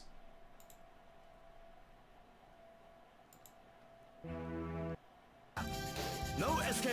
What is this? What is this art style? What is this? Look at this is SNK's version of SNK versus Capcom. And this is Capcom's version of Capcom versus SNK. This looks way more appealing and well animated. Look at this. Look at this. One of the main reasons why I wouldn't play this game. I had this art style was so unappealing to me.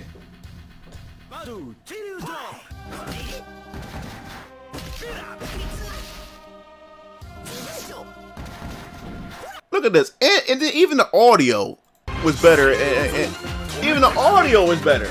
Even the audio is better. You can't tell me. Even the audio is much better in that Capcom version. And then you look at this. Listen to the sounds.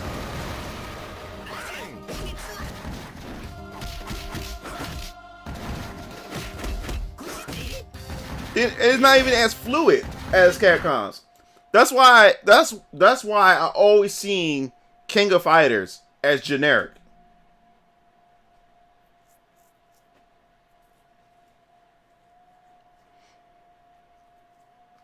Oh yeah, I'm still waiting for Tekken Cross Street Fighter 2. Just a shade denim jeans. What if there was a Marvel vs. Capcom game that included King of Fighters art style? Ew, Steven, get out of here with that. I don't want to imagine that, bro. And then what was another one? King of Fighters 13 was the best as far as art style.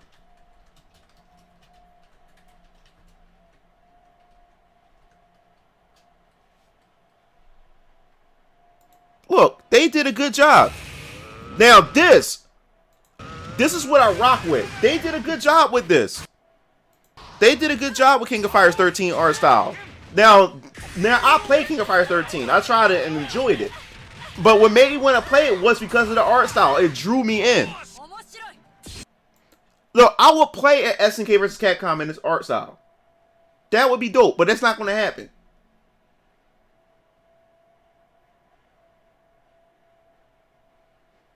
There 5 colors of shade in them jeans. Yeah, look at that. Look at the beauty of the beauty. That's how you do an art style for a King of Fighters game. And then all of a sudden they go to 3D. Now you can tell they're not good at 3D. That they're still trying to get used to 3D. Because you went from this to KOF 14. This is where you went to this to King of Fighters 14. And this is what happens. Happened in Tekken last year. Kula's been dominating as a point character, but King of Fighters 14 is not a bad looking game, but it's not a great looking game either. You see this? It's not bad looking, but it's not good looking, and she's also my favorite character too. And you would know, and you know why I like her too. So look at the art style, and then then all of a sudden you go to Street Fighter 5.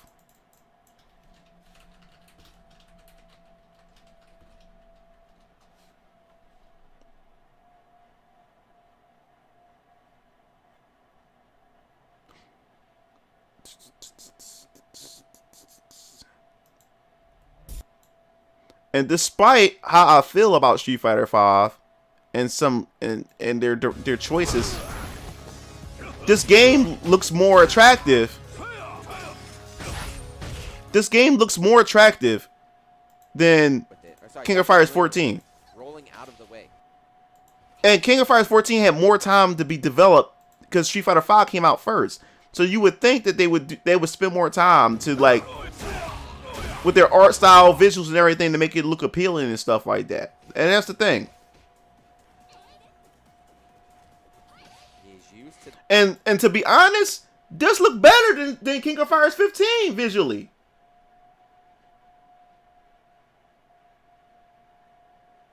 Oh yeah, no, it was mad expensive for 13 sprites. For King of Fighters 13, no, it was because they would do them in 3D first, and then they call it roster imaging. They would do them in 3D, and then they'd convert them to 2D sprites. It was expensive. That's why they had to do away with it. But look at this. To be honest, this looks better than King of Fighters 14. No, 15 art style. KOF, let's go back to KOF 15 real quick.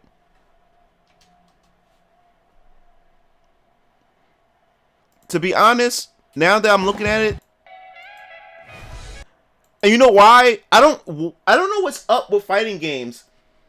With the hard black outline and they have the oil paint color to it, I don't like that. It's too saturated. I do not like that art style. And it seems like every fighting game, Japanese fighting games go with this art style. I don't like that art style with the hard dark black outlines around the character and stuff like that. But to be honest, I kind of prefer this. I kind of prefer King of Fighters 14 a bit as far as the art style is concerned. I don't like the hard outlining on the characters. Yeah, I believe they did rush King of Fighters 15. To me, King of Fighters 15 came out too late. It's too late in the generation. Like, we already on PS5, Xbox Series X already. They should have made King of Fighters 15 and made that a next gen fighting game. They should have put it back in the oven and cook it a bit more. I don't like like with Mortal Kombat. Mortal Kombat is a hit or miss with their art style, because the animators. One thing I hate, I don't like their animation. Like Mortal Kombat got the stiffest ass animations I've ever seen, even with Injustice. Like the designers, like the animators should be fired. Like, how do you get away with this? Look at how these characters punch and kick in Mortal Kombat. Let's look at Injustice real quick.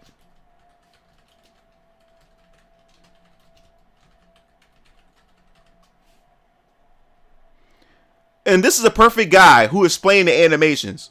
I watched this channel. As a joke, Magikura bought me Injustice 2 for the PC on my last. NetherRealm Studios cannot animate whatsoever. They can't. And they can't. Yep. The animation still sucks. You have a point, PJ. The animations suck. So like Mortal Kombat X video, I left NetherRealm Studios cannot animate whatsoever. They make gorgeous looking like visuals, but they cannot animate fighting games. Somebody should be fired for their future fighting games. Then Injustice 2 finally came out, and oh boy, look at the animation! Look at the animation! There's definitely how do you get away with this? But the more of the game I saw, look how stiff and stupid the animation and unrealistic the animation look. Look at that! This time, how? Address something that I've seen a lot of people bring up. Yes, I do read the comments. Don't think I'm not. Their animations are garbage. There's some about realism and how it's not necessary in Mortal Kombat or in. And that's the thing too. Because of how stiff the characters are in Mortal Kombat, my fingers hurt when even inputting the commands in any Mortal Kombat game because of how stiff it is. That's why I could never get into Mortal Kombat. It just does not feel well to me at all. Injustice or in fighting games in general. I want to make it a point that critiquing animation is not about realism. It's classically said that animation is about creating the illusion of life, and part of maintaining that illusion is making the effort to convince the audience. We want to be fooled, but bad animation can easily look at the animation. Look at that. How do you get away with that? Everyone knows wrestling is fake, but the entertainment of wrestling is the exaggeration of the performance. He does go to. I'm gonna give you his channel. You gotta subscribe to this guy. He does animations. He talk about animations of fighting games and games in general. Feel like a hit. He's an animator. A or an actor fail to sell a hit. It's kind of like that, breaking the illusion and reminding you that what you're looking at is fake. So when I'm critiquing fighting game animations, I'm not asking it to be realistic. I'm asking it to sell me, and this is not selling. Look at that. That is trash. Obsession with NetherRealm games. Certainly there are other fighting games with far worse animation that I could be tearing apart, and you wouldn't even be wrong. Part of it is because I genuinely do want Mortal Kombat and Injustice to be good, that there's potential for both games to really evolve and graduate from the classic history of jank Mortal Kombat animation. But recently I've been upset about this. And they continue to... and everything is... has 3 awards for Best Fighting Game of 2017, in a year that gave us Tekken 7 and Guilty Gear Xrd Rev 2. Yes, I know it's pointless to make a fuss about game awards because all game awards are bullshit, but that's not the point. The point is that we are now rewarding mediocrity. And when your game walks away with 3 Best of awards, there is no reason to want to improve. With Injustice 2 nearing the end of its lifespan, it sounds like a good time to announce Mortal Kombat 11. That means it's even more important to be critical about NetherRealm's fundamental animation problems. A game with this many issues can't be allowed to willfully ignore its problems just because it's winning awards. And so, here we are again. You said like it hurts and punch it. Let me start by saying that should... no, the entire game is not an animation train wreck. There are things that NetherRealm does well, and even improves upon since Mortal Kombat X and Injustice 1. The cinematic animation in Injustice 2 still looks fantastic. The facial motion capture is spot on, most of the new super attacks are even better than before, the framing of the new clash animation is excellent, and the slow motion play of the game win animations are a nice touch. I still get a lot of comments that seem to miss when I say cinematic animation, so let me make that distinction right now. Cinematic animation in Injustice 2 is whenever animations play out like a movie rather than a video game. Not just story mode cutscenes or trailers, but also pre-battle dialogue, clashes, super attacks, and win poses. Basically, when the game goes from 60 FPS to 24 FPS, it's going into a cinematic. I spent a lot of time in the Mortal Kombat X video talking about idle poses and stances. Injustice 2 actually does a better job about idle stances. In fact, Injustice 1 never really had that drunken sway problem that Mortal Kombat traditionally has. There are even a few bad stances from Injustice 1 that were improved in Injustice 2, so yeah, good job. Some characters are actually bending their knees when they kick. Good job. Part of what's missing from a lot of attack animations is a sense of anticipation, which I'll talk about later. Since Injustice 2 universally gives characters a charged overhead and a charged wall-bouncing move, these attacks in particular have anticipation built into them. He broke this down well, y'all. So, good job there. I mentioned in my Aaron Black video that he really fails to sell the motion of gun recoil, but a lot of characters in Injustice 2 actually have pretty good gun animations.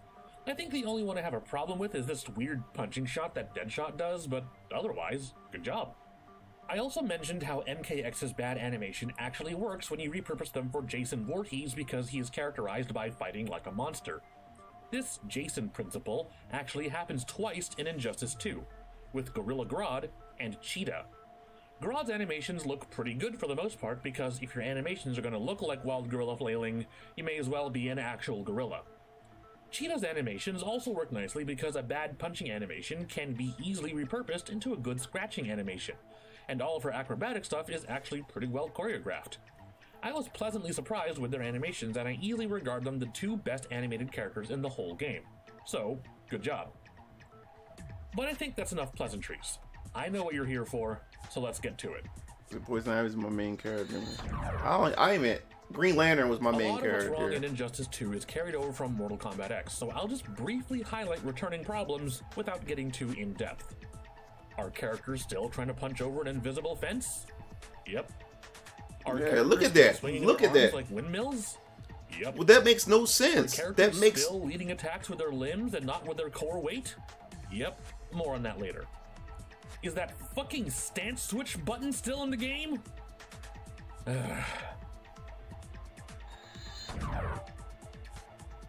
I mentioned in the Mortal Kombat X video about the importance of key poses, but I'm gonna go over it again because it's still a problem. In animation, we use key poses to determine the most important posture of a given motion. A good key pose can convey the entire animation in a single gesture. The problem with many of Injustice 2's attack animations is that the key poses are either weak or non-existent. Yeah. What kind of hit? What is that? Stress exaggeration. Fighting game animation is about selling those attacks, and because Injustice 2's in-game camera is staged from an even wider shot than normal fighting games, oh, what's up, KJ? Attack needs to read clearly and yeah, we talking about Mortal Kombat and this shitty animation from NetherRealm Studios, and this video is this guy's an animator explains why Injustice animation and Mortal Kombat animations are bad. Look at that. That is trash. I'm aware that this animation is based loosely on the Chinese meteor hammer, and I don't expect Ivy to suddenly start doing Shaolin Kung Fu. But look how boring this posture is! She should be swinging her whole arm to sell that whiplashing motion. Similarly, let's take a look at Hellboy's overhead smash. Why isn't he moving the rest of his body? He should be stepping into that smash, not letting his arm drag around. Oh, okay, it's here, a shadow. Good key poses should always be a priority, no matter what kind of frames you're working with. I'm about to get real in-depth, so let's go over some Animation 101. The very first principle of animation they teach you in school is what's called squash and stretch. Typically, your very first assignment will be to animate a bouncing ball, and it will look something like this. This is meant to teach you about weight and timing. Observe how the ball gets a bit of hang time at the apex of its bounce before it comes speeding down to the floor. The key here is that we are using shape and timing to create the illusion of weight and gravity. Now, I know you're all here to talk about fighting games and not about bouncing balls, so let me demonstrate a practical example. These two balls are going to move from point A to point B in 16 frames. Which one feels like it has more velocity? The first ball is moving the same speed throughout the entire animation. That's an injustice punch. The second ball uses lots of frames to build up anticipation and uses fewer frames to cross over to point B. Like pulling the string of a bow, those anticipation frames are important for building tension before it's released in full force.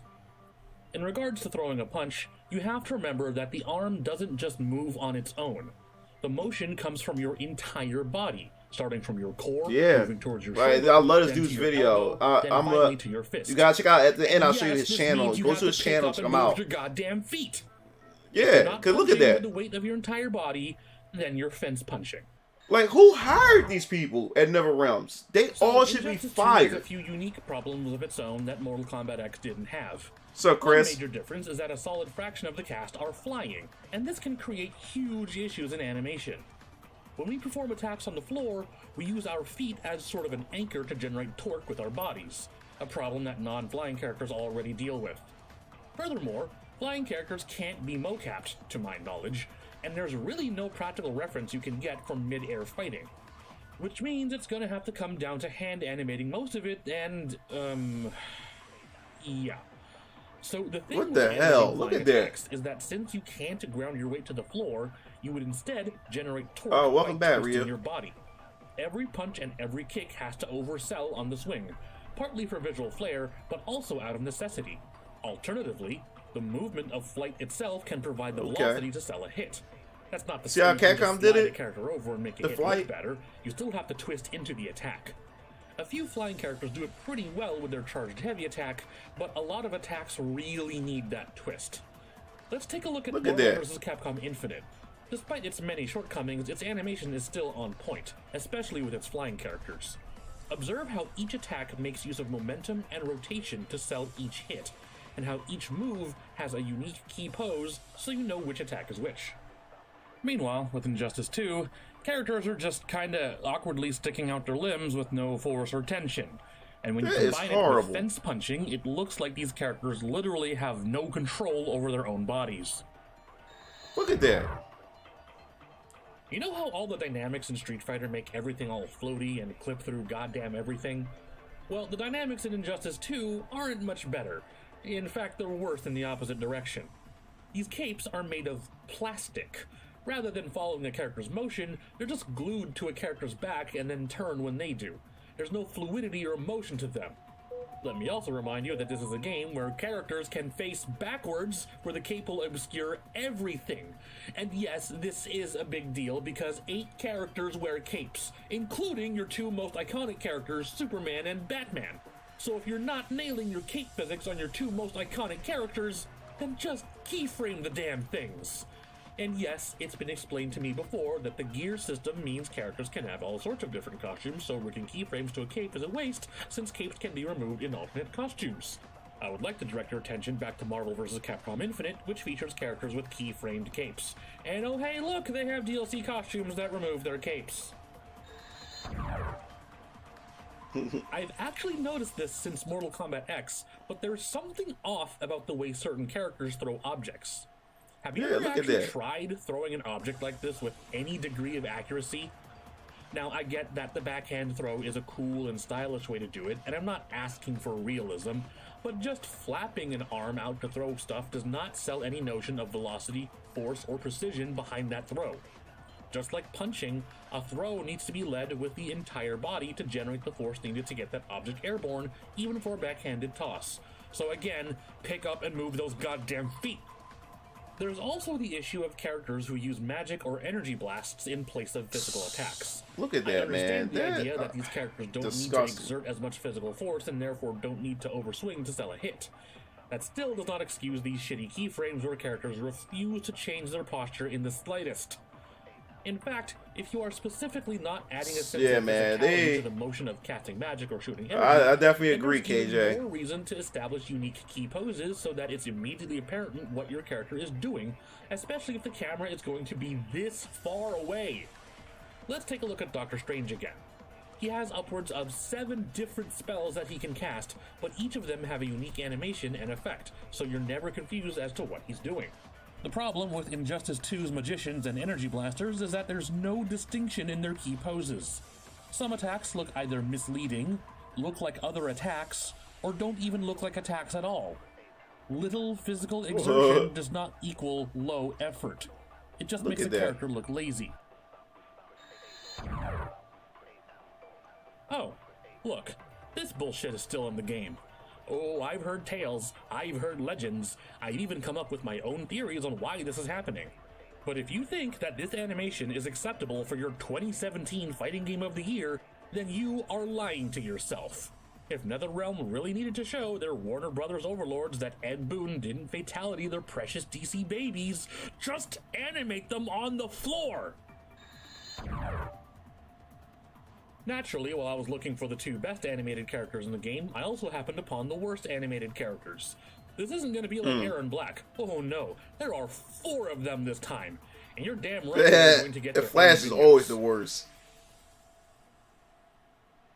It is now 2018, a whole 7 years after Mortal Kombat's revival, and we are still punching over invisible fences. I have said it before, and I will say it again. When your games sell millions of copies and you get billions of dollars for your fighting game budget, there is no excuse for animation to look like this. Has NetherRealm actually been improving? In many other ways, yes, but layers of polish will not fix animation that is flawed at its fundamental level. You do not get away with it because Mortal Kombat animation is just like that. Oh my God. You do not get to hide behind a legacy of bad animation to avoid fixing core problems. You do not get to pretend that your production is fine because you are being awarded for your mediocrity. You no longer have an excuse. This animation sucks. And that wraps up today's advertorial. The grudge isn't over yet, so expect some follow-up videos in the coming weeks. Don't forget to like and this subscribe guy's channel, and leave a comment. his channel is called Super Punch Design Works. He's a really good YouTube channel. He's an animator, so he critiques a lot of animations and like fighting games, and not just fighting games, but games in general, but more so fighting games. And I really go to his channel, and I learned a lot from him about animation and how animation works and stuff like that. So definitely, if you like this video, there's a lot of other videos that he has that's like this, and I suggest you subscribe to him. He's really good, man. Definitely check him out. But yeah, man, that's fighting games, man. And the thing is, I never thought I would be like heavily into fighting games, like I am, like I am today. Because I was always into RPGs, mainly RPGs. For a very long time, I was only into RPGs, but fighting games have really turned things around. Like for me, like Mugen really played a big part in that in fighting games for me. Like Mugen really played a big part. Once I got into Mugen introduced me to a lot of different fighting game franchises, and it really opened me up to like the potential of where fighting games can possibly go in the future, especially in the FGC. And that's what got me into playing Street Fighter 4. From Street Fighter 4, I just kept playing other fighting games and got heavily into them. I'm not good at them, but I still enjoy them because they quick. I can pick them up, play them, put them down, and then carry on with the rest of my day. RPGs are more time consuming, especially when at the time I was in college, before I graduated from college. So I didn't have time to really sit down and play RPGs like I wanted to. And fighting games was something I can pick up, play, put down, and go back to my studies and stuff like that. So that's what pretty much got me more and more into playing fighting games. Yo, what's up, Lawless? Yeah, I'm about to end the stream pretty soon. I just wanted to start wrapping things up. Came in kind of late. But yeah, fighting games was something that I really do enjoy. And now we live in a day and age where fighting games just blew up once again. Because remember we had that drought after Capcom Fighting Jam? Capcom just went underground. Just went underground. You haven't heard from them in a long time. So Namco pretty much pick up the slack with Tekken and Soul Calibur games. But there was really no other fighting games out. And of course, Guilty Gear was a very small niche, community at the time. But once Street Fighter 4 came out, it pretty much opened the floodgates to make fighting games more relevant again. And the FGC just experienced a boom after that, So now we live in it now. Today, we just got a bunch of varieties of different fighting games you can pretty much try out and play and have time, and then and enjoy with each and every fighting game has to offer. Yeah, there was a trademark that was filed for Bloody Roar. So hopefully we get to see a new Bloody Roar. I think that'd be pretty interesting. Hopefully we get some good gameplay mechanics, and I like the fact that I live in a time where Killer Instinct came back, and even though I wasn't like a big fan of Killer Instinct or like that, I played it when I was young.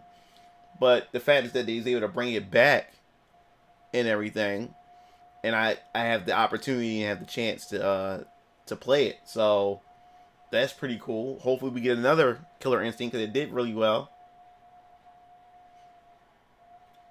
Yeah, Konami should just let another developer just develop it. They publish it and somebody else develop it.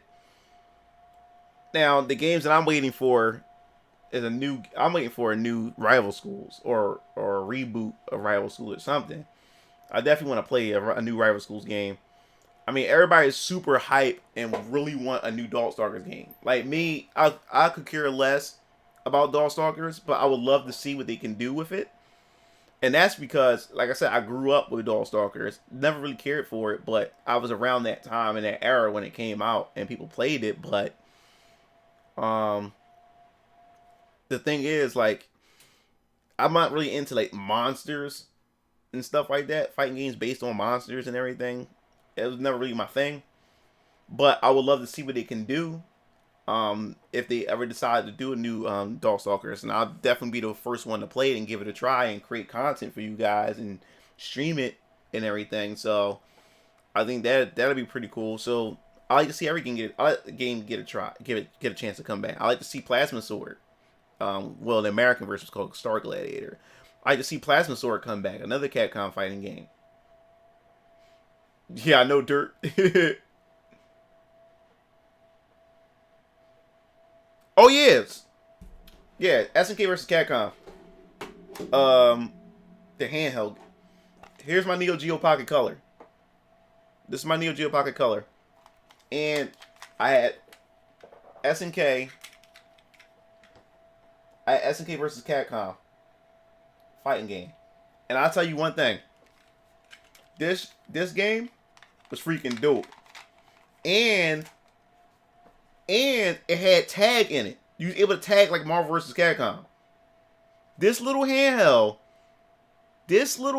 was powerful enough to allow you to tag. Something that PlayStation couldn't do. But I ain't gonna lie, the games were expensive. Each cartridge was like $80. And this was like $200 at the time. And you had the link cable. I have to buy another watch battery. That's how you was able to save and stuff like that to get that. Put that back, get a new one of those. And it took double A's. Took double A. And my brother Keo had the blue one. And until somebody stole it. We had somebody come over at the house. And that person stole it. And never came back. It was hard to get it then. Dude, no it wasn't. Really? Man, I went to Electronic Boutique. Electronic Boutique had a bunch of these at the time. Yeah, Electronic Boutique had a bunch of these. And this was like a handheld, one of the first handhelds that had an analog stick. The analog stick was awesome. And I had Metal Slug for this too. I had Metal Slug and a couple of games and Sonic for this.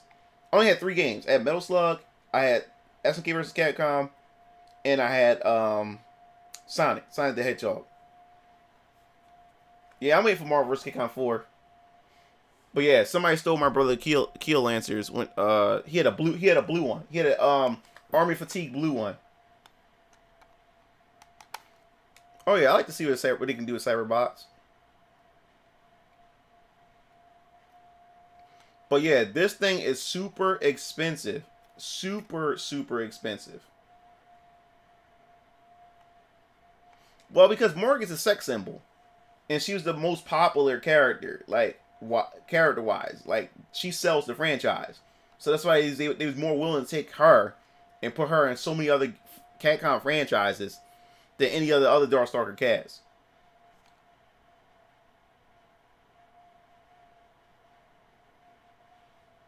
Yeah, back then, this was like around like $200, and the cartridge was like $80 a pop. These cartridges were expensive, and I got this on my birthday. Let me see. I got this and Star Ocean Second Story the same day. My father bought this for me. He bought me this. He bought me King of Fighters, Sonic, Metal Slug, and Star Ocean Second Story. And he bought me Alundra too. He bought me all those. He bought me all those games for Christmas. Not Christmas, for my birthday. He said Dream Mix TV World Fighter game. I don't know what the hell that is, Akko. Never heard of it. Definitely never heard of it. This was a pretty good handheld. I'm trying to see.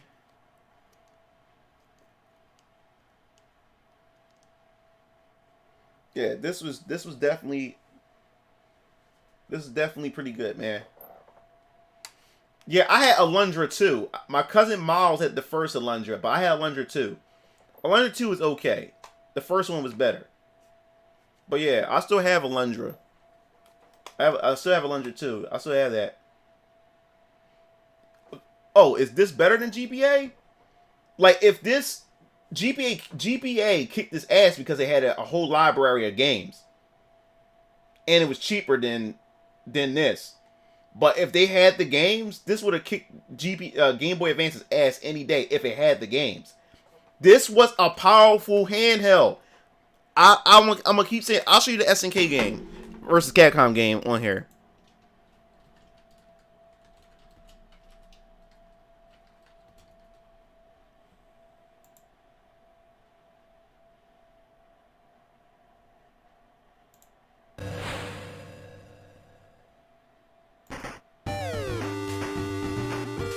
This was on the Neo Geo Pocket. This was on this. This game was dope, man. And my brothers and us, and then there was like three of us, four of us in my middle school that had one. And we had the link cable, and we used to play in the lunchroom and stuff like that. Alright, this is Japanese port. But there was a tag team mode where we all played the tag team mode. The tag team mode allows you to switch your characters and stuff like that. Let me find. Let's see if there's somebody at the tag team match.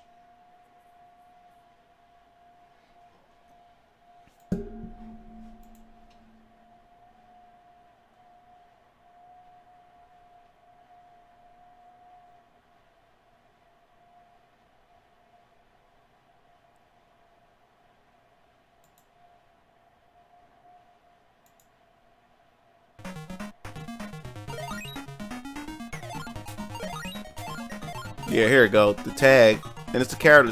It's the character select, and you have to unlock other characters.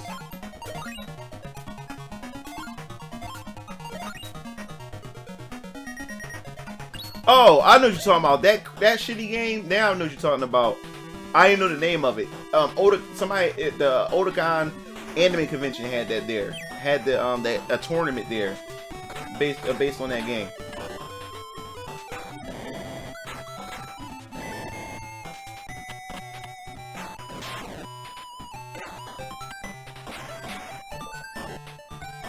Yeah, this game was dope, and the fact that you was able to tag in this game was just dope, man.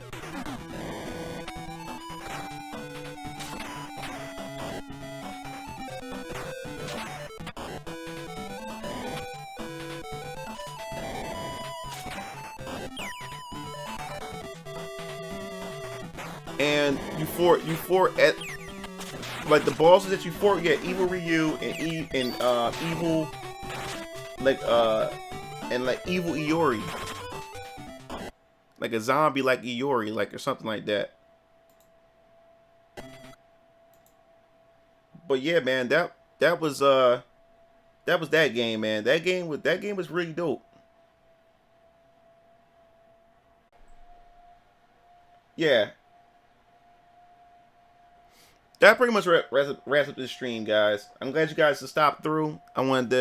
We did what, 2 hours? Yeah, 2 hour and 3 minute stream. Pretty cool. I'll be streaming again tomorrow. Probably some Dead or Alive, depending on if I buy it tonight or whatever. And get some of that in. And I'm uploading a video tomorrow on my Versus Corner channel. On Odyssey. Talking about, will there be like let me see, will there be an exhaustion of Arc System Works fighting games, since we're getting a bunch of fighting games from Arc System Works back to back. So definitely we're going to talk about that topic and everything. So I hope you guys have a great evening. I'm about to get me something to eat, and I'll be seeing you, Game Fiends.